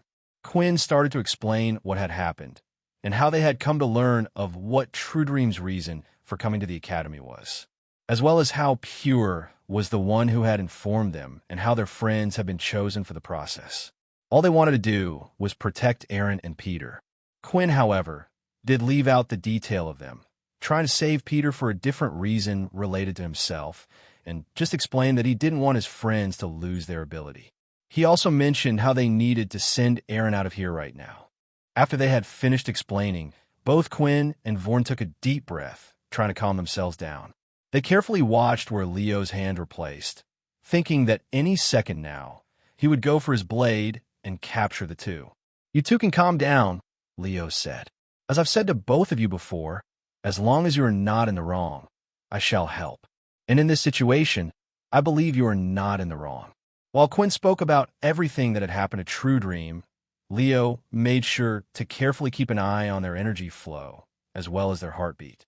He noticed quite often when people were lying, their flow of energy as well as their heartbeat would alter slightly. Over the years, it came to the point where Leo was just as good as any lie detector. Of course, there were those who had a solid will and had been trained to the point where it wouldn't affect them. But for kids like these, it was easy for him to tell.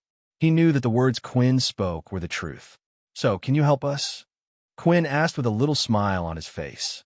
"There isn't much I can do with the situation with Jack. Although he's not part of the military, he's treated a lot higher than me. When I arrived here, I was adamant to be put under Nathan since I had an odd feeling about Duke. Right now, because of my rank, there isn't much I can do. Jack holds a special relationship with our head General Paul. The only thing I can do is wait to meet with the head general of Military Base 1. Not everyone in the military agrees with Jack's doing, and this will hopefully be a step in the right direction." What Leo was doing right now was a risk most people would never take. If someone were to find out that they were trying to ruin the relationship between Jack and the military, there would be many people on both sides upset with this, and most likely, many would go after Leo's life. What he was doing right now was fearless, and Leo didn't have a group or other people backing him, but only himself. "Don't worry about that," Quinn said. "Right now, all we need to do is save our friend for now. Is there any way you can get us inside the teleport room to send her off somewhere?" Leo started to think, which wasn't a good sign.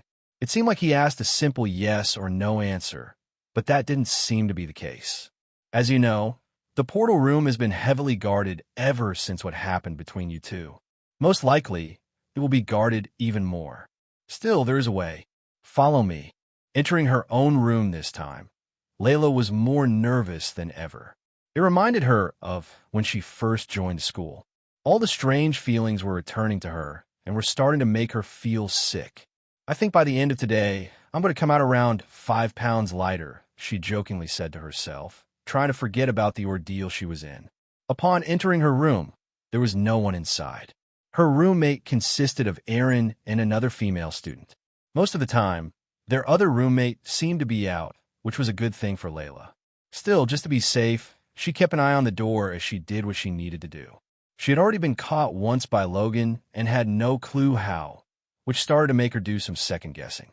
All those years of training were hammered into her, so she wouldn't be caught during an investigation, and in the end, she was caught by another student. Maybe she just wasn't made for work like this. The black orb from under her bed was now in her hand, and once again, she took a deep breath, readying herself before tapping the top of the sphere. The blue ring on the top started to pulse in and out until eventually it turned into a solid blue color, signaling that it had been connected. Agent 45 connected with Agent 83. "Today isn't a report day. Does there seem to be a problem?" the voice from the sphere asked. "I would like to make a special report. Would you please connect me to Agent number 5? Layla asked. "The single agents are too busy. You can report it to me, and I will pass on a message to them." "I'll ask you again," Layla said firmly. "Please let me speak to Agent 5. This is not a request as an agent, but say that it's from her daughter." There seemed to be a slight pause between the two having a conversation for a moment before the agent eventually replied. "I will see what she says." Layla waited while the other agent went and contacted her mother. In the Pure organization, they had special numbers associated with each agent. The number system could be split up into 4 different categories. The first group of people were the hundreds. These agents of Pure were given no such number ranking. All they were told were that they were above the 100 special agents. These people would often be new to the Pure organization and would only be used on large-scale operations. Then, below them were the ranked. These agents were numbered from 20 to 100. These were special operative agents whose numbers were based on their position within the organization. The lower your rank was, the more powerful you were. The third group were the higher ranked, going from 6 to 20. They were quite different compared to the other agents, due to the fact that they were mainly there due to their power. And then finally, you had the final 5. Some of these members were the original creators of Pure and also the strongest within the organization. When Layla was first introduced to the ranking system, she found it weird. For a group who was so hell-bent on there not being a hierarchy in society, it was strange for their own group to have one. But they always said that it was different because they all had the same goal in mind and understood.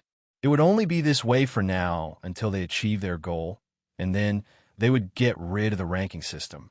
By then, equipment, wealth, and resources would be distributed equally. Layla started to remember the mock videos they showed her of what the world could be, and they always seemed so peaceful. As she was deep in thought, she was quickly interrupted by a familiar voice on the speaker. "This is Agent 5 speaking. I hear you have some important news for me." "Agent 83? The voice said. After hearing those words come out of her mouth, Layla was a little upset. She hadn't spoken to her mother in a while, and the first thing she talked about was business. She didn't ask her how she was or how she was doing, and didn't even say her name. But she had always been like this, and Layla was used to it by now. Layla started to explain the details of what happened.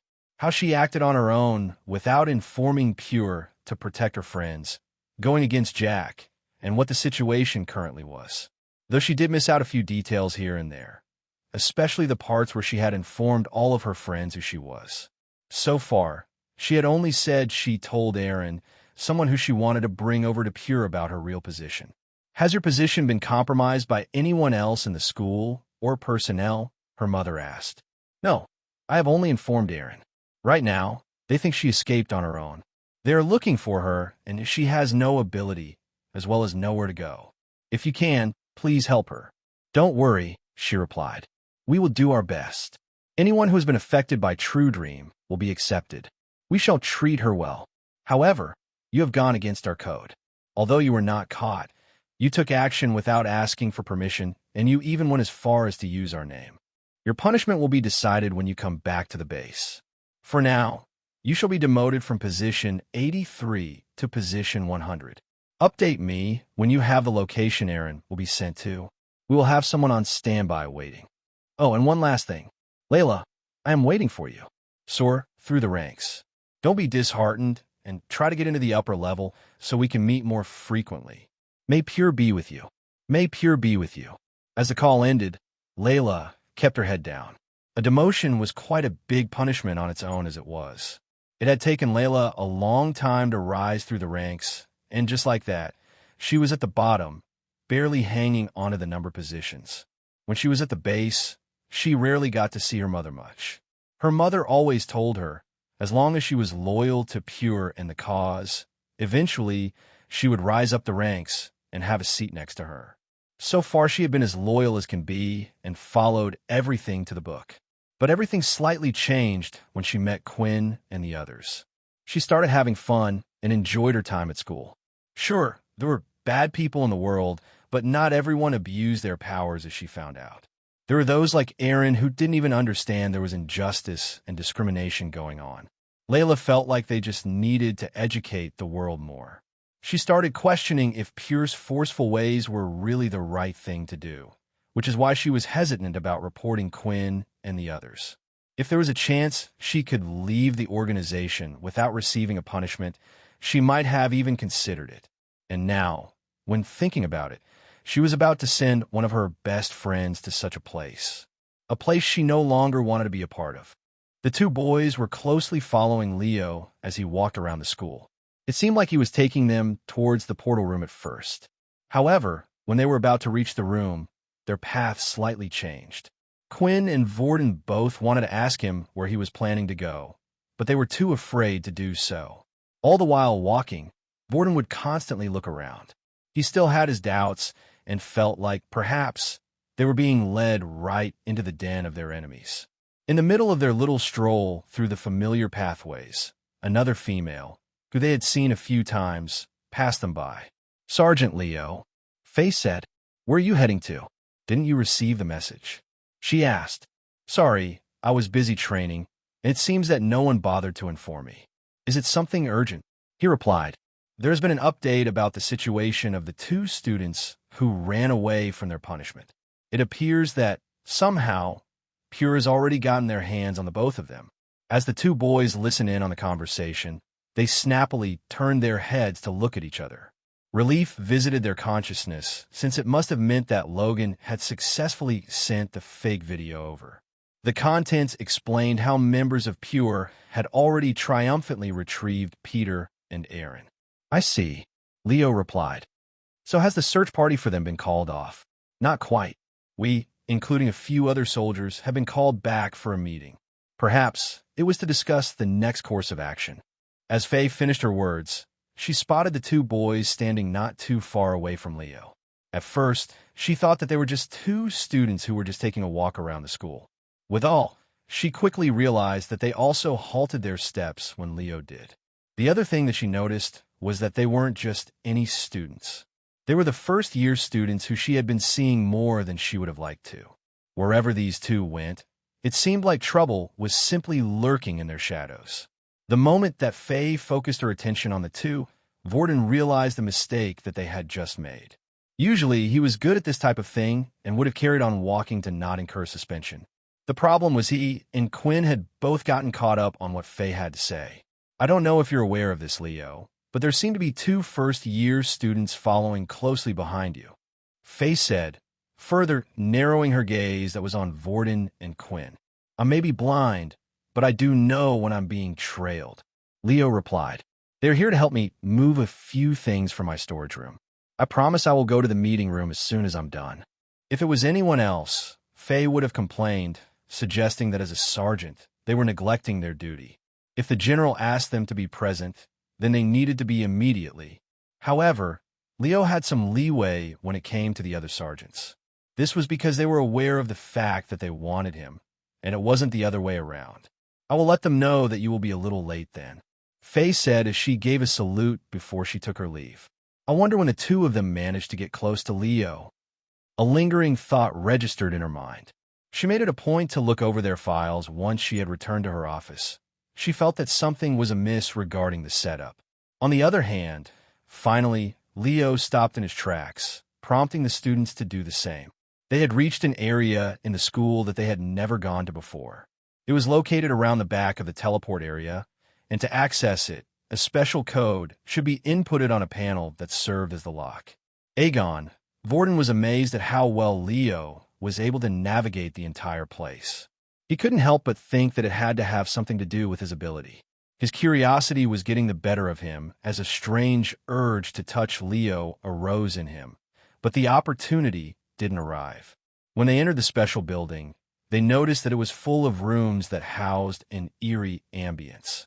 They were all barricaded with metal doors that had numbers painted on their facade. This area is dedicated for the soldiers' storage room. When we moved here, we were allowed to bring our own personal belongings, Leo explained. They walked for a few seconds, eventually stopping right before the door that had the number 12 painted on it. There is a security device that made sure that the only one who had access to this room was him, unlike the other codes utilized on the previous doors. Placing his hand on top of the access panel, it soon allowed Leo inside. When the storage unit opened, both Quinn and Vorden were amazed at what was inside. There were weapons that were displayed on all sides of the room. In the center was something that looked similar to a boxing ring. Only, there was a wooden doll, similarly sized to an average adult human being, holding a wooden sword.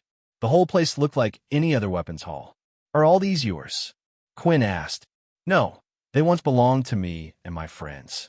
I just inherited them, Leo said with a melancholic tone in his voice as he continued to walk towards the back of the storage room. The two boys waited at the back while Leo went to search for something. While biding for their time, they couldn't help but look at the weapons surrounding them. Inspect. Looking at the items, Quinn was curious to see what level they were at, and to his surprise, the first random weapon he looked at in the room was at the advanced tier level. It was a short little dagger. Quinn went to continue to inspect the weapons, noticing that most of them were of high class and were classified as beast equipment. He couldn't even imagine how much the whole thing would cost. It turned out that Quinn wasn't the only one who noticed that the equipment around them were nearly all high gears, as Vorden did too. Hey, if you're not going to use these things, do you mind if I keep it? Just then, Leo came out from the back, holding a fairly large circular device. It was almost the same size as his upper body.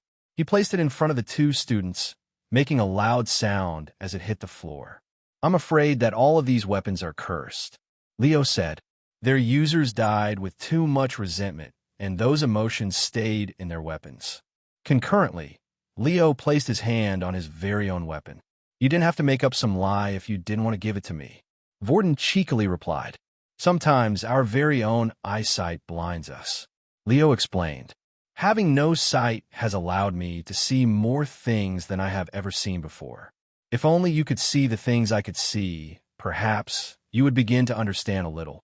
The words that Leo spoke really started to interest Vorden, and it was the bait he needed. The sight he was referring to probably had something to do with his ability, Vorden thought. Oh, Vorden replied. If you're talking about your ability, is there a way you can show me? I have the ability to copy and use other people's abilities. All I need to do is to touch their hand. Quinn was a little afraid about how Leo would react. He could tell that it might be that Vorden was pushing it just a little too far, but surprisingly, Leo started to laugh. If you really wish to, then go ahead, Leo said as he held out his hand. At the same time, a strange smile appeared across his face, and the pressure that Vorden felt before, he could sense it once more. When Vorden explained to Leo about his abilities, Leo was doing his regular thing, checking to see if he was speaking the truth or not. It was for this reason that Leo wasn't as cautious. With experience, Leo knew it wasn't. A good idea to have contact with someone's ability you didn't know. Certain abilities had conditions that needed to be set before using them. This was called a cost. Cost abilities were usually stronger than regular abilities, but there were only a few that the public could obtain. Two examples of cost abilities were Vorden's, where he needed to touch a user's bare skin before being able to use their power, and Jack's, who could only absorb their power through the user's mouth. Cost abilities were quite rare and were even still being discovered today. Sometimes families had passed down ancient scripts that their ancestors knew nothing about but practiced them out of tradition, to only later find out that there was a cost involved unlocking their ability. Many people assumed this very thing was what had happened to Truedream. In a world without abilities, Jack would have never discovered his very own ability. Vorden looked at Leo's hand once again, and this time was hesitating slightly. "Just do it," Ratton complained. "Do you have to be so careful about everything you do?" With Ratton speaking his mind like the little devil on his shoulder, he eventually took the plunge and shook Leo's hand. A new energy was felt flowing inside of Vorden. The cells in his body were finally changing.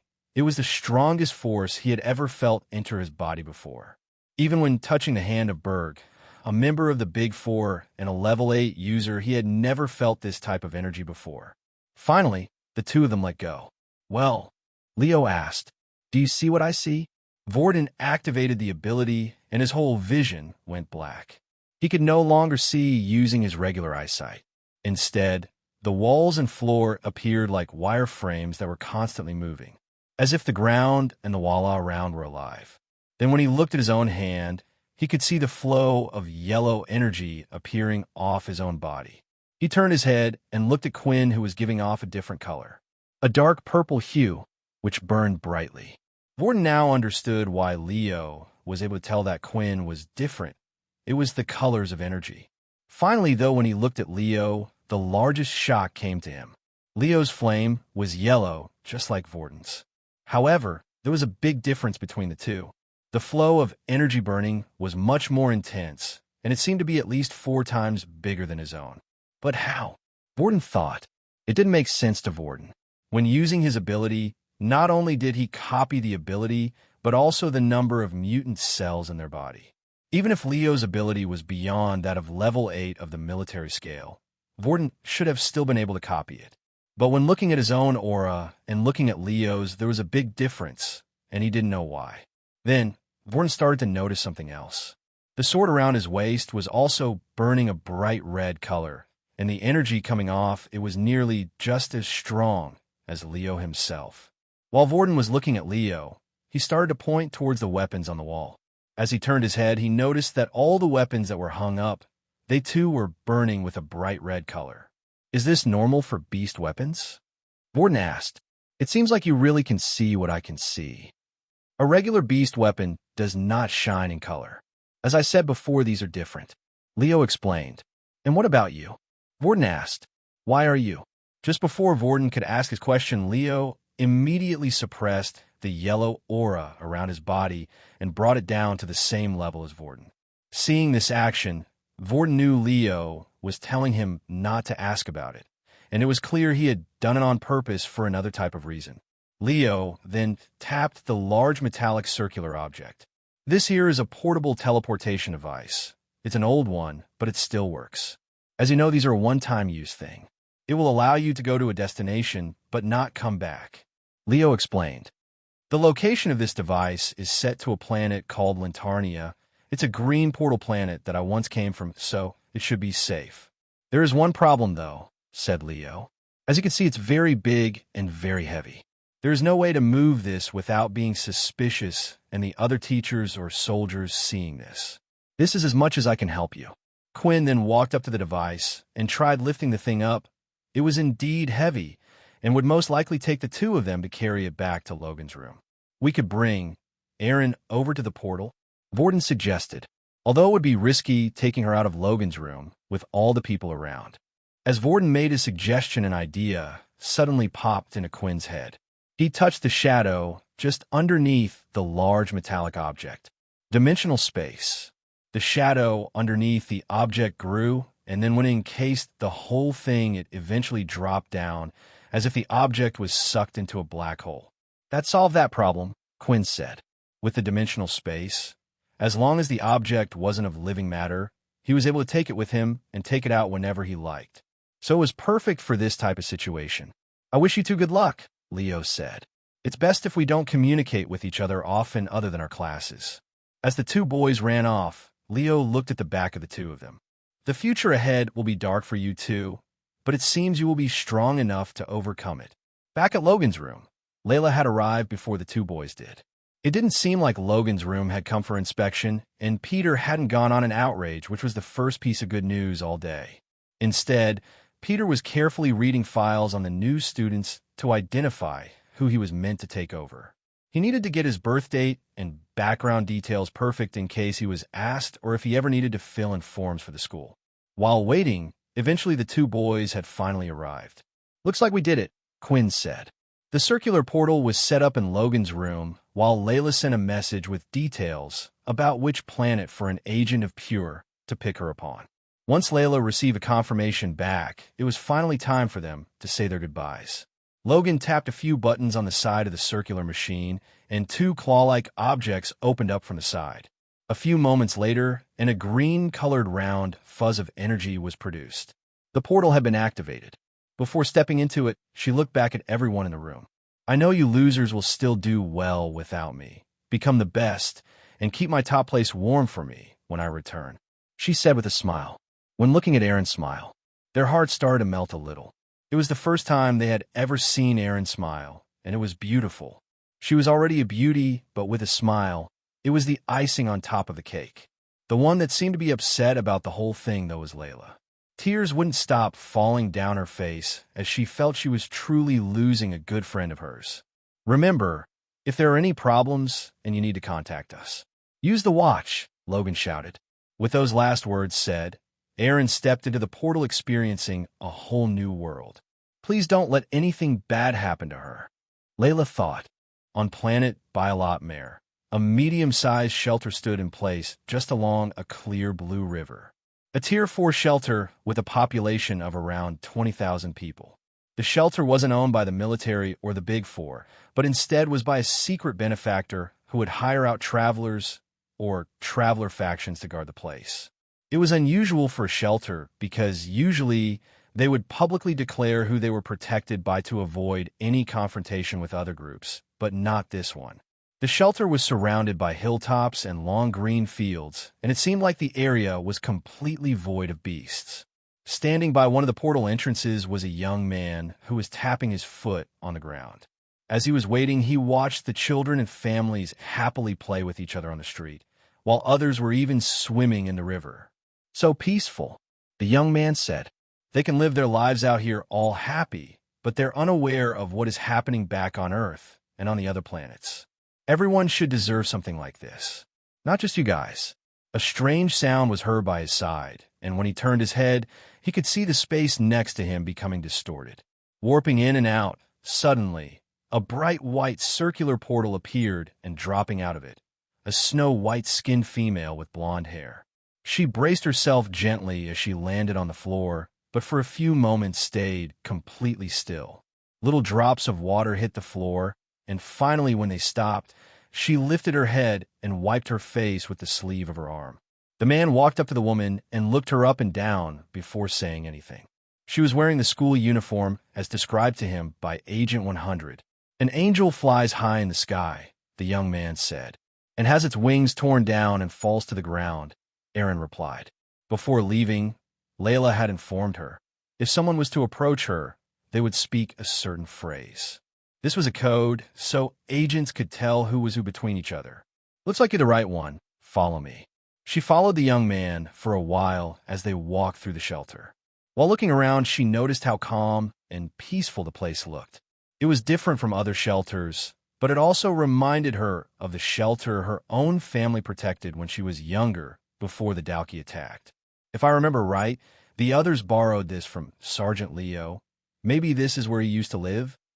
She thought, following the young man. He was eventually leading them both out of the shelter.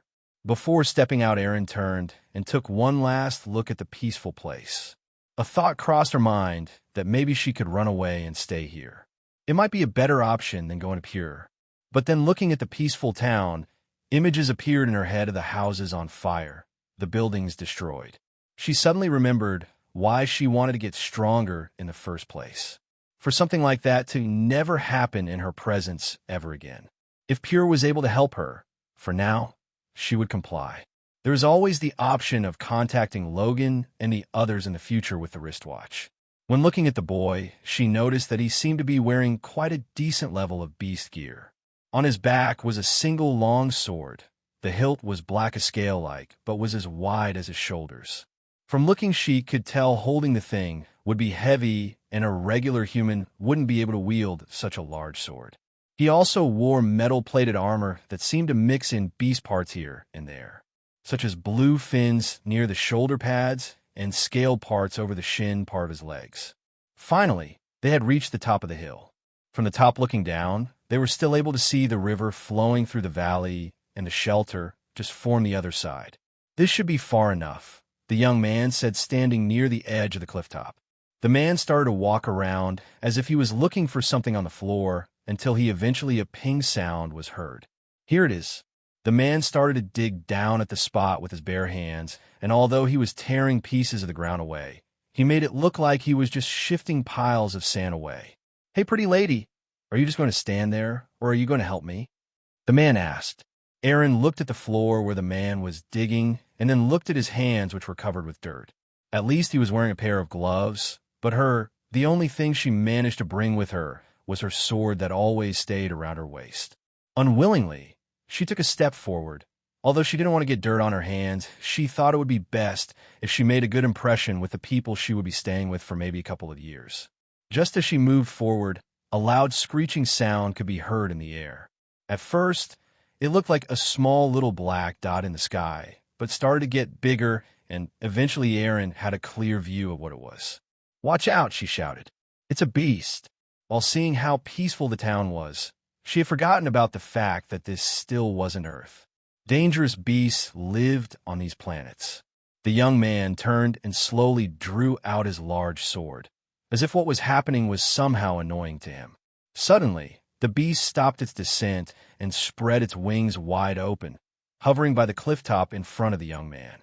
The beast looked like a large butterfly and was the same size as a regular human. Its wings showed beautiful rounded patterns. But as beautiful as its wings were, the same couldn't be said for its head. It had too many eyes to count and razor-sharp teeth, with what looked like foam coming out from its mouth. "Will you please just let me go home?" the young man shouted, and at the same time, the butterfly beast dashed forward.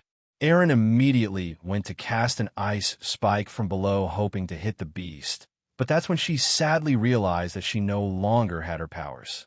It continued to go forward, and the young man lifted the sword up and at just the right time pushed it down like a pin right on top of its head.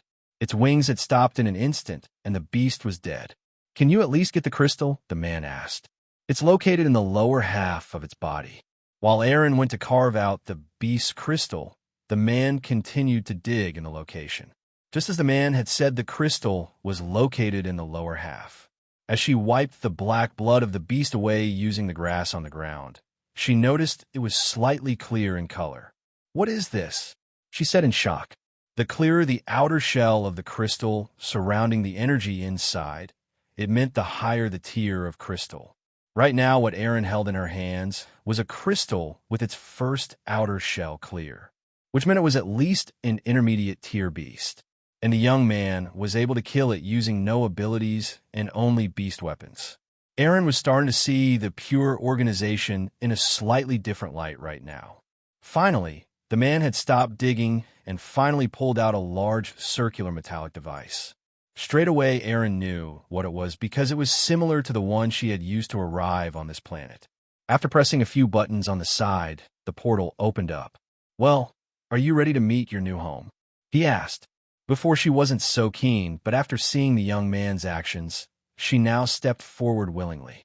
Before they entered the portal, though, the man stopped her. "Take off the watch," he said. If you're worried about the school tracking me, they won't be able to. Your member disabled it." Aaron tried to explain. The man then forcefully grabbed her wrist and snapped the watch off before throwing it onto the ground. "You're about to head into the pure space. We can't and won't take any chances." After that, he pulled Aaron into the portal and two of them disappeared out of sight. At Military Base 2, it seemed like things were starting to calm down. Not just for the soldiers in the base, but also for Quinn and his group. The video seemed to work quite well, and it looked like they had nearly called off the entire search. The base was now just treating it as a secondary objective now rather than a full-on search. Because of this, each member felt like a huge weight was lifted off their shoulders. However, Layla felt like a new one was put on hers. There was only one problem left to solve right now, and that was Peter. The group had decided they would continue to hide Peter inside Logan's room. It wasn't the right time to reveal him. The tension was still a little high. While he stayed in Logan's room, it would also give him time to practice on the details of the student he was pretending to be. Before leaving Logan's room, Quinn made a cut on his hand and fed some of his blood to Peter. Before leaving, he would give him the command to not attack Logan. He would need to do this every night just to make sure until Peter was able to use the disguise. This meant right now it was nighttime. The others had left, and the only ones in the room were both Logan and Peter. Despite their situation, Logan simply continued his normal routine into the night. He was at his workbench using strange tools as he messed around with his gadgets. This continued on for a few hours. Where did I put that cogwheel? Logan asked himself as he surveyed around the room, but couldn't find anything. As he swiveled around in his chair, he noticed that Peter was standing in the same spot and wasn't moving. "Do you not need to sleep?" Logan asked.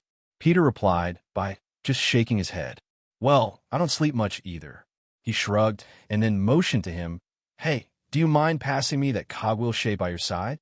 Peter looked around for it and proceeded to hand over the strange device that Logan had asked him. Without saying anything else, Logan continued to work on his new invention. "Pass me the green, glowing circular orb," he asked. "The one on your left, that spinning, spiky thing."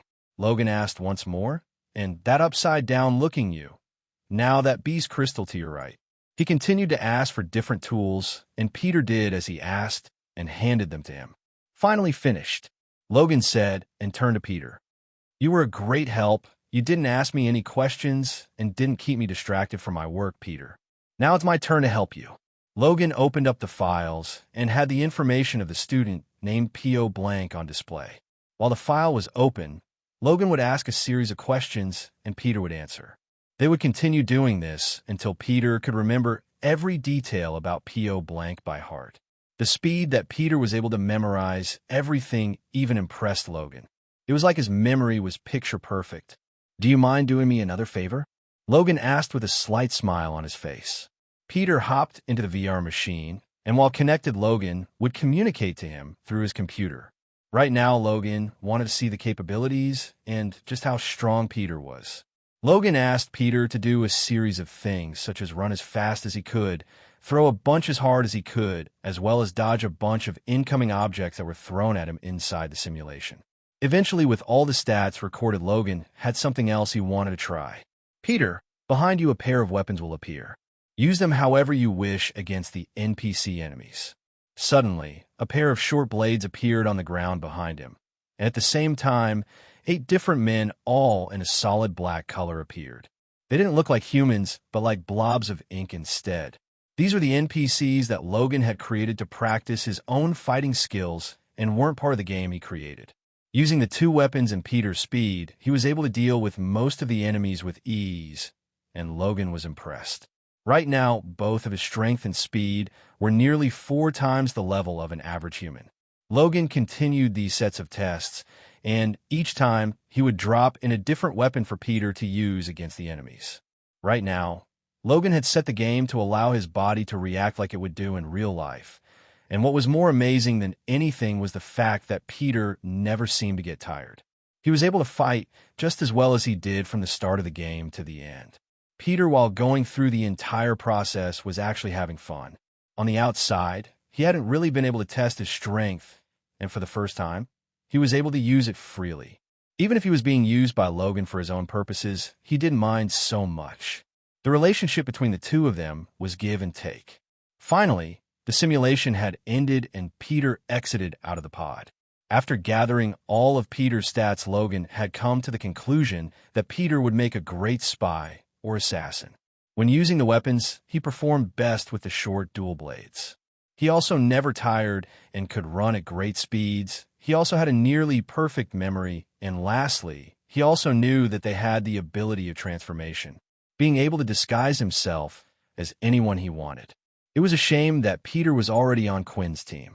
If the case had been any different, then Logan would have loved to have invited him for his very own portal outing. While Logan was deep in thought, he heard a knock on the door, and to his utter surprise, it was Quinn and Fex. "What are two doing back here so soon?" Logan asked. "What are you talking about?" Quinn replied. Logan quickly rushed to his computer to check the time, and it was already the next day in the afternoon. Classes for the school day had already ended, and Fex along with Quinn had come to check up on Peter, as well as another reason. Without realizing it, Logan had been up the whole day with Peter. "What can I do for you?" Logan muttered as he rubbed his bloodshot red eyes. "You can sleep if you want," Quinn asked. "Yeah, you look nearly as dead as Peter." Fex added with a chuckle. "Well, I can decide that once you two let me know what you need. If you are here for Peter, me and him are doing great." "Actually," Quinn replied, "I was hoping we could use your VR capsule. I wanted you to add Fex's ability to the game for us." Now that everything had calmed down, Fex was finally able to keep well on his promise. He was planning to show Quinn how to fight the vampire way. The reason the two boys had decided to pay Logan a visit right after their classes wasn't just to check up on Peter. A while ago, Fex had said that he would teach Quinn how to use the vampire style of martial arts that focused on using their hands and fists as weapons. At the time, Quinn didn't trust Fex too much, so he came up with the idea of allowing Logan to record Fex's ability and upload it to the game's private server. This way, Fex would not be able to control Quinn's body and make him attack his friends, but he could use the ability inside the game to teach Quinn how to fight. At this point, the two of them had gotten a little closer, and Quinn actually felt that even if they were to do this outside of the game, Fex would bring no harm to his friends. There were multiple opportunities when Fex could have done this, but he always chose not to and had helped them out greatly. Of course, Quinn was still a little bit cautious, for he didn't even know Fex's reason for being at the school. Another reason was also that if they were to practice in the game, it would be away from the praying eyes of others. After hearing what Quinn wanted to do, a strange energy filled Logan's eyes once again. "I suppose I still have some energy left in me," Logan said as he quickly hopped onto his computer. "Go on then, Quinn. You've done this before. Show him what to do." Just like Quinn had done before, Fex was placed into the fairly large glass tube. He was then told to use his ability in different ways while the tube and computer would record how his ability worked. Watching from the outside, Quinn felt like it was strange how the tube and computer were able to so accurately replicate the abilities in the game. The other thing that impressed him was the fact Logan wasn't typing anything into his computer at all. He just had his hand pressed up against it. While this was happening, thousands of lines of code were being written. Quinn had seen Logan's ability a few times now and had seen it used in quite versatile ways, so he had come to a conclusion of what it might be. The ability to communicate with machines, or more precisely give life to machines. When Quinn was last in his room and used the inspect skill, there were a couple of items that Quinn thought he should have been able to use, but when he picked them up there was no reaction, nothing at all, and it seemed like the machine was broken. But without saying anything, Logan would touch the machine and it would light up and work once again. If his ability was able to give life to the gadgets that he created, it was the perfect ability for Logan. With anyone else, it would be pretty useless, apart from bypassing doors and such. But for Logan, it allowed him to use his ability in so many different ways, just like he was doing now with the games, and with the little spiders, they saw being used multiple times. "And we are done," Logan said as he opened his eyes and let go of the computer. "How will we play?" Quinn asked. "There's only one VR machine." "I actually thought of that beforehand," Logan said as he threw into the air two very small square-looking nano sticks. Both Quinn and Fex caught them with ease by swiping their hands in the air. Usually if you try putting anything into the VR capsules, it will just reject them for security reasons. But those have been blessed by me, Logan explained. Just head to the back and pop them in. Then when you log into the VR capsule, it will give you the option of which server to connect to. I've put both the shadow and string ability into the private server for you to use. Now get out of here and go play your little game. Before leaving the room, Quinn gave a few drops of blood to Peter and gave the same command as before. Although Logan felt like there was no reason for the two of them to get into a fight, but he didn't know if Peter's violent nature was being suppressed by Quinn's blood or not. As soon as the two boys left the room, Logan almost collapsed on his bed. He didn't sleep much, but every so often he would be burnt out. Peter looked at Logan in the room before looking at the VR capsule again. "Do you mind if I use the VR capsule?" Peter asked, but Logan was already asleep. "Whatever, it's just a game," Peter said as he climbed into the machine. Logging in online. Please create your user ID. Quinn and Fex were now in the game's white lobby room together. They had done as Logan instructed. And just like he said when they went to log into the game, it gave them the option to connect to the normal servers or the private server Logan had created. Right now, they were in the private server. Fex was currently testing out his string ability, and he was amazed at how lifelike it felt. There were a few things that he wasn't able to do with the strings that he could do on the outside, but that was mainly when he tried combining some of his vampire skills with his abilities. After testing out his strings for a while, he was finally ready. Okay, so the idea is, I will control your body using the strings. Now what you need to do is focus on the feeling of each movement. Every sequence of moves starts off somewhere and ends somewhere. You need to put these things together like building blocks. Rather than me showing it to you, this is the best way I can teach you because your body actually experiences it along with your muscles. Fex explained. So are you ready? Quinn was ready this time. Within the game, there was no chance for him to be hurt in real life. He stood with his back facing towards Fex and had his arms and legs spread out to make it easier for him. Just like he did with Aaron, Fex walked up to Quinn and inserted 12 different pieces of string into 12 different parts of his body. Unlike the real world, though, there was no pain involved. Fex did a few simple tests, first moving his body around. It felt unnatural to Quinn as he wanted to fight it, and he actually had the strength to resist it a little. Unlike Aaron, who was limited by her regular human strength, it was easy for Fex to force her to do what he wanted. "Calm down, will you?" Fex complained. "For this to work, you need to be in a sleep-like state. That way I can use your body how I like. You just need to pay attention with your mind." Quinn closed his eyes and tried relaxing his body. It took a while for him to allow his whole body to go limp as he was afraid he would fall over if he did, but suddenly when he did, he felt a jolt in his legs. He didn't fall over, but instead, Fex had taken control of his legs. After getting past the strange, feeling the rest was now easy for Fex. He went ahead and did the same set of punches he did every day while he was training at school. Of course, there was a lot more to martial arts than just learning how to do the moves. It was important to know when to use them, what moves countered what, and so on. But at least it would allow Quinn to progress quicker. Quinn concentrated hard as Fex demonstrated the moves using his body. As his arms flew out from different angles, they were fast and stiff. At the same time, his body was always in a position where he could see an oncoming attack, while being able to block using his shoulder. After the set of punches were demonstrated to Quinn, Fex disconnected the strings and allowed him to practice them. With the feeling fresh in his mind, Quinn didn't want to waste any time and started to perform them. Quinn tried to combine the feeling of the punches together with his muscle memory for being controlled by Fex, and it seemed to be working out well for him. Fex watched Quinn carefully as each move was performed nearly perfectly to how they were shown. "Looks like we have a fast learner," Fex said. Although the string method was able to help someone progress faster, it couldn't help them completely. In the end, it was down to the person. With Erin, she too had tried performing the moves nearly instantly, but not once was she successful. But here, it seemed like something had connected for Quinn. "Quinn, am I just making my enemies stronger? Or am I making a powerful friend in the future?" Fex thought. As Quinn didn't want to let go of this feeling, he continued to practice the punches Fex had taught him. He was slowly perfecting them. Then all of a sudden, he heard a ding from the system. Basic Vampire Martial Arts Unlocked Level 1. New tutorial videos available.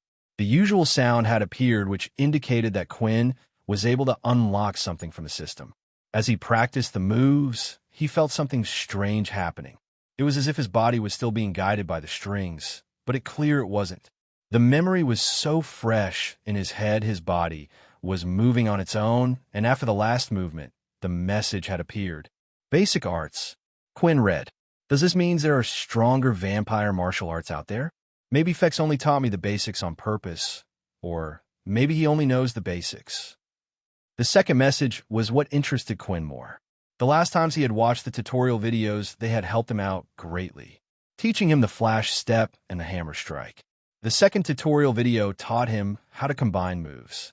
This time, the tutorial was unlocked when Quinn had learned the vampire martial arts, so perhaps there was a tutorial skill related to it. He quickly glanced over at Fex, just in case Quinn chose not to watch the videos right now. Quinn was playing the complete beginner act when it came to vampire arts. If he was to demonstrate a skill that hadn't been taught, then it would only raise suspicion. I think I got the basics down, Quinn said. Is there anything else besides this? Fex looked at Quinn again, still mesmerized by how quickly he had learnt the fighting style. This was something he did day in and out as a child, and amongst others, and even then he was considered a genius. But if he was a genius, then what did that make Quinn who had learned it in a few hours? The thought came into Fex's head that maybe Quinn had already known the arts and was lying for some reason. But when thinking back to their first fight, it seemed impossible. He would have to be a first-class actor to fake punches that bad, and then do the same again when fighting against the teacher Leo. Yes, Fex replied. These are only the basics. I could perform at a level above what I showed you, obviously, but I honestly wouldn't be good enough to teach you it. If you want to learn some more, you're better off getting a real teacher to show you. Part of what Fex had just said was a lie. It was true he most likely couldn't teach Quinn. He tried that once before, and his explanations weren't the best. Still, whatever Fex could do with his own body, he could do using someone as a puppet, even slightly better. There was a small fear inside Fex that if carried on teaching Quinn and saw the same thing happen with the more advanced vampire martial arts, he wouldn't know how to react. While the two of them were busy practicing inside the private server, they were unaware of what was happening elsewhere in the game. ZombieP winner. So, is it another hacker? This game has been going downhill these days. Someone watching the match had said, but that's his 15th win in a row. Surely the admins would have found out about him by now. I think he just has a really good regenerative ability, no? I mean, it's in his name. Well, then how do you explain the extra strength or the crazy speed he has? It doesn't look like he's wearing any beast gear to me. A few people up in the crowd were currently watching a particular student play the VR game. Each of them had lost the matches, but found their fights a little strange, so they opted to watch the next few games. But as they watched each game, the thing they found strange continued to happen. New match has been found. A new game had started, and once again the student they had their eye on was going up against a level 3 telekinesis user. The telekinesis user had several black balls attached around his chest, while his opponent had no weapons at all. Standing on the opposite side was Peter. He didn't look like his usual self, as he was slightly disguised by the avatar. Although he selected a pretty basic default design that just had a randomly generated face with a few scraps of clothing. The fight had begun, and Peter rushed him forward. At the same time, the telekinesis user threw out the metallic balls, using his ability to speed them up. Peter, however, was fast and was able to dodge most of the incoming attacks, and the few that he couldn't, he knocked away with his hand. However, the opponent was strong, and there were too many metallic balls floating in the air for Peter to dodge, and Peter wasn't exactly the most skillful person when it came to fighting. Eventually, one of the metallic balls came at great speed and managed to hit Peter in the center of his shin, smashing it and breaking it in half, causing him to fall onto the ground. The others watching this could feel the pain just from watching Peter. Although the game only replicated a small amount of pain back to the user, they could imagine it would still hurt a lot. The telekinesis user calmly walked over to Peter, thinking it was all over. He had taken out one of his opponent's legs, and without being able to move, it would usually mean the end. However, the others watching from the stand knew it wasn't the end for Peter. They had all thought the same thing when fighting against Peter. Suddenly, after a few moments, Peter was able to stand up again, as if the attack had never hit his leg in the first place. Immediately after he ran towards his opponent, he was caught off guard and in a panic tried to fire all the metallic balls right at Peter. But his speed was impressive. Peter dodged the balls, and even though they were now chasing him, he was far faster than the balls. Eventually, when he was close enough, Peter pounced on top of his opponent and widely swung his fist towards his head. There was no class and no style with Peter attacks. It was like one of a wild animal. Winner ZombieP. Each of the opponents Peter had gone against had witnessed his impressive regenerative abilities. It was that of a high-level ability user. Still, some people were suspicious, for Peter seemed to also have impressive strength and speed on top of his healing powers. As the game had ended just outside the VR pod, Logan was finally waking up from his nap. As he slowly opened his eyes and looked around the room, he noticed that Peter wasn't there. Upon closer inspection of the room, he noticed that the VR pod indicator light was on, showing that someone was currently using the game. "Peter," Logan said as he rushed over to the computer and immediately logged in. It was as he thought. Peter had not logged into the private server to play, but instead had logged into the military servers. Quickly, Logan brought up a log of Peter's past games, hoping he hadn't done anything to stand out. After watching the highlights of Peter's last game, a slight smile appeared on his face. He too was currently witnessing the amazing regenerative abilities that he possessed. When joining the games, Peter hadn't selected any abilities, which meant the VR pod was able to record how Peter's body would be able to react to such things in real life. Just like with Quinn, because his body was able to perform the vampire abilities, the game allowed him to do it, rather than it being a part of his ability. Right now, the exact same thing had happened to Peter. "These vampires are more interesting than I thought," Logan said. Still, there was now another problem on Logan's hands. He had already received a few emails from admins, asking to look into the user ID of ZombieP, making sure it wasn't a hacked player, as there had already been a few complaints made online. "I guess your fame online will be a short one, Peter. The world cannot learn of you just yet." With that, Logan forcefully disconnected Peter from the online world. However, it was a little too late, as some of the videos of Peter's amazing regenerative powers had already been spread online. Meanwhile, in another military base, a certain group of boys had also managed to watch the videos that had been posted. "Did you see?" Sam asked. "Yeah, looks like there really will be a lot of interesting people at the inter-military base event," Nate replied with a big smile. Inside the training hall in one of the military bases, Nate and Sam could be seen training. The second-year students had a lot more time compared to the other students. Hence, most of the time, second-year students would use their free time for practical training. They often went to the other planets to support the base military in their endeavors.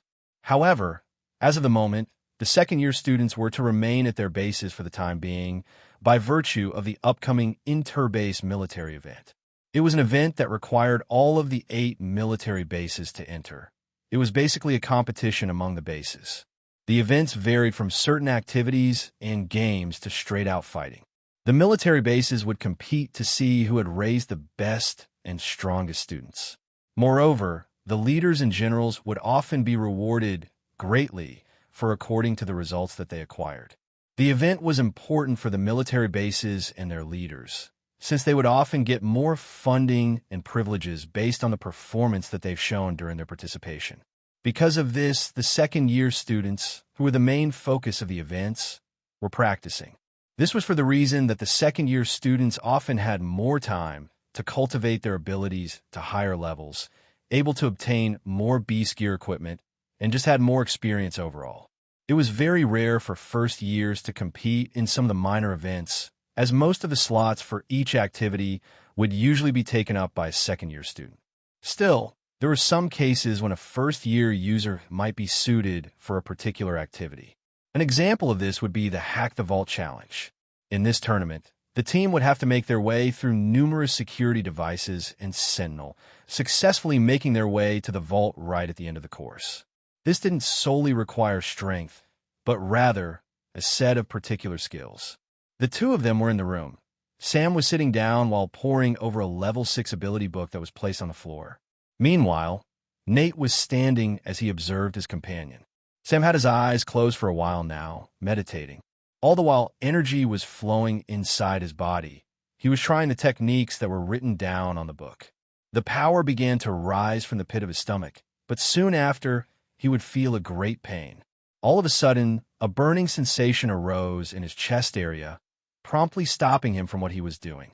"Don't push yourself, Sam. This might be your limit," Nate said. Sam looked at his friend's wristwatch that was now displaying the number 7. Nate had grown so much stronger, and Sam was always behind him. So he wanted to catch up?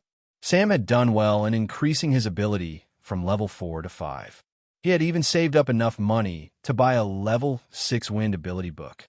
Nevertheless, the problem that he had right now was one that tortured many.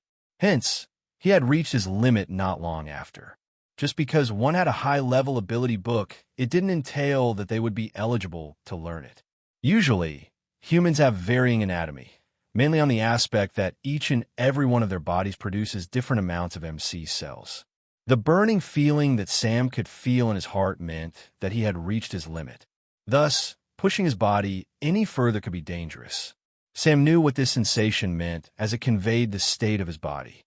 However, he still wanted to pursue the matter. Even supposing that after several attempts, it seemed like his efforts were useless. He really had abused the extent of strain that his body could bear. Though, it wasn't a complete loss since he could still sell the book to others who would need it. Howbeit optimistic Sam was regarding the issue, Nate could see that his friend was depressed. "Don't worry too much. There are plenty of people out there who are strong, even without the use of abilities. Look at that Pure group, for example," Nate said with a cheery tone in his voice, wanting to ease the worries of Sam. "All we need to do is get you some good beast gear that suits your ability. Also, we can always work on your skills." Sam could tell that Nate was trying to cheer him up, so he didn't want to stay too depressed in front of him for long. Withal, if there was one thing that could make him feel better, it was bringing his friend back down to his level. "So, about that new teacher, it seems like she's been picking on you during classes lately," Sam said, giggling away like a high school girl.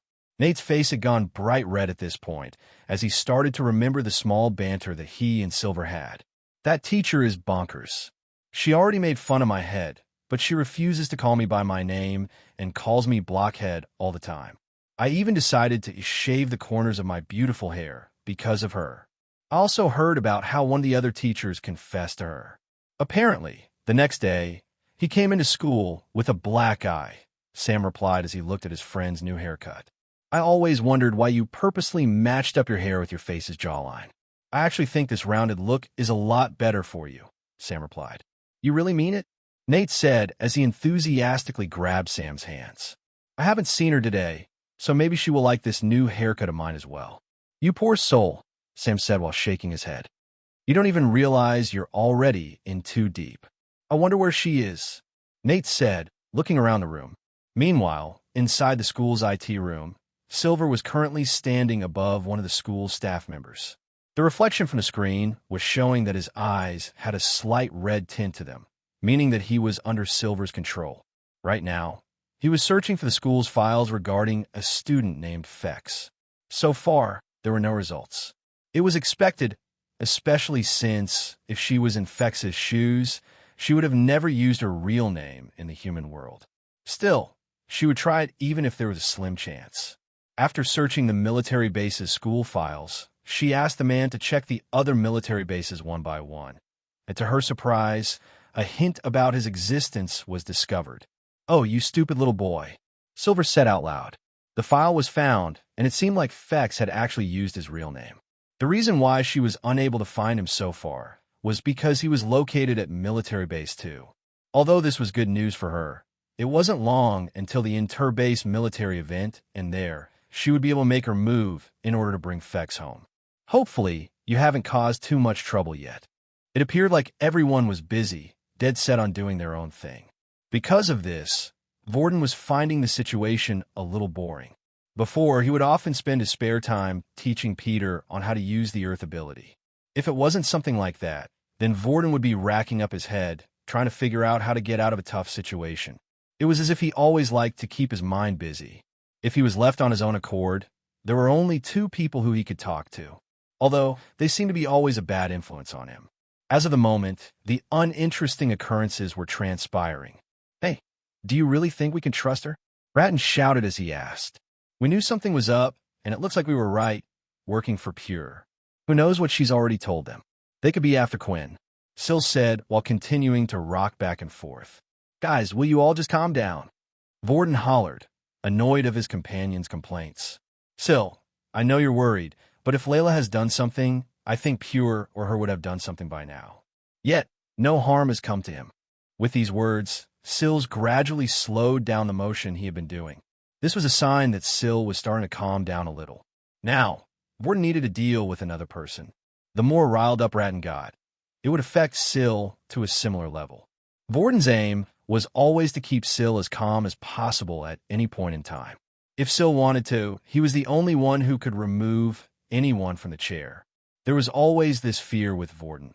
Although he wanted the best for Syl, if Syl ever did remain on the chair, what did that mean for both him and Ratton? What about the next portal outing?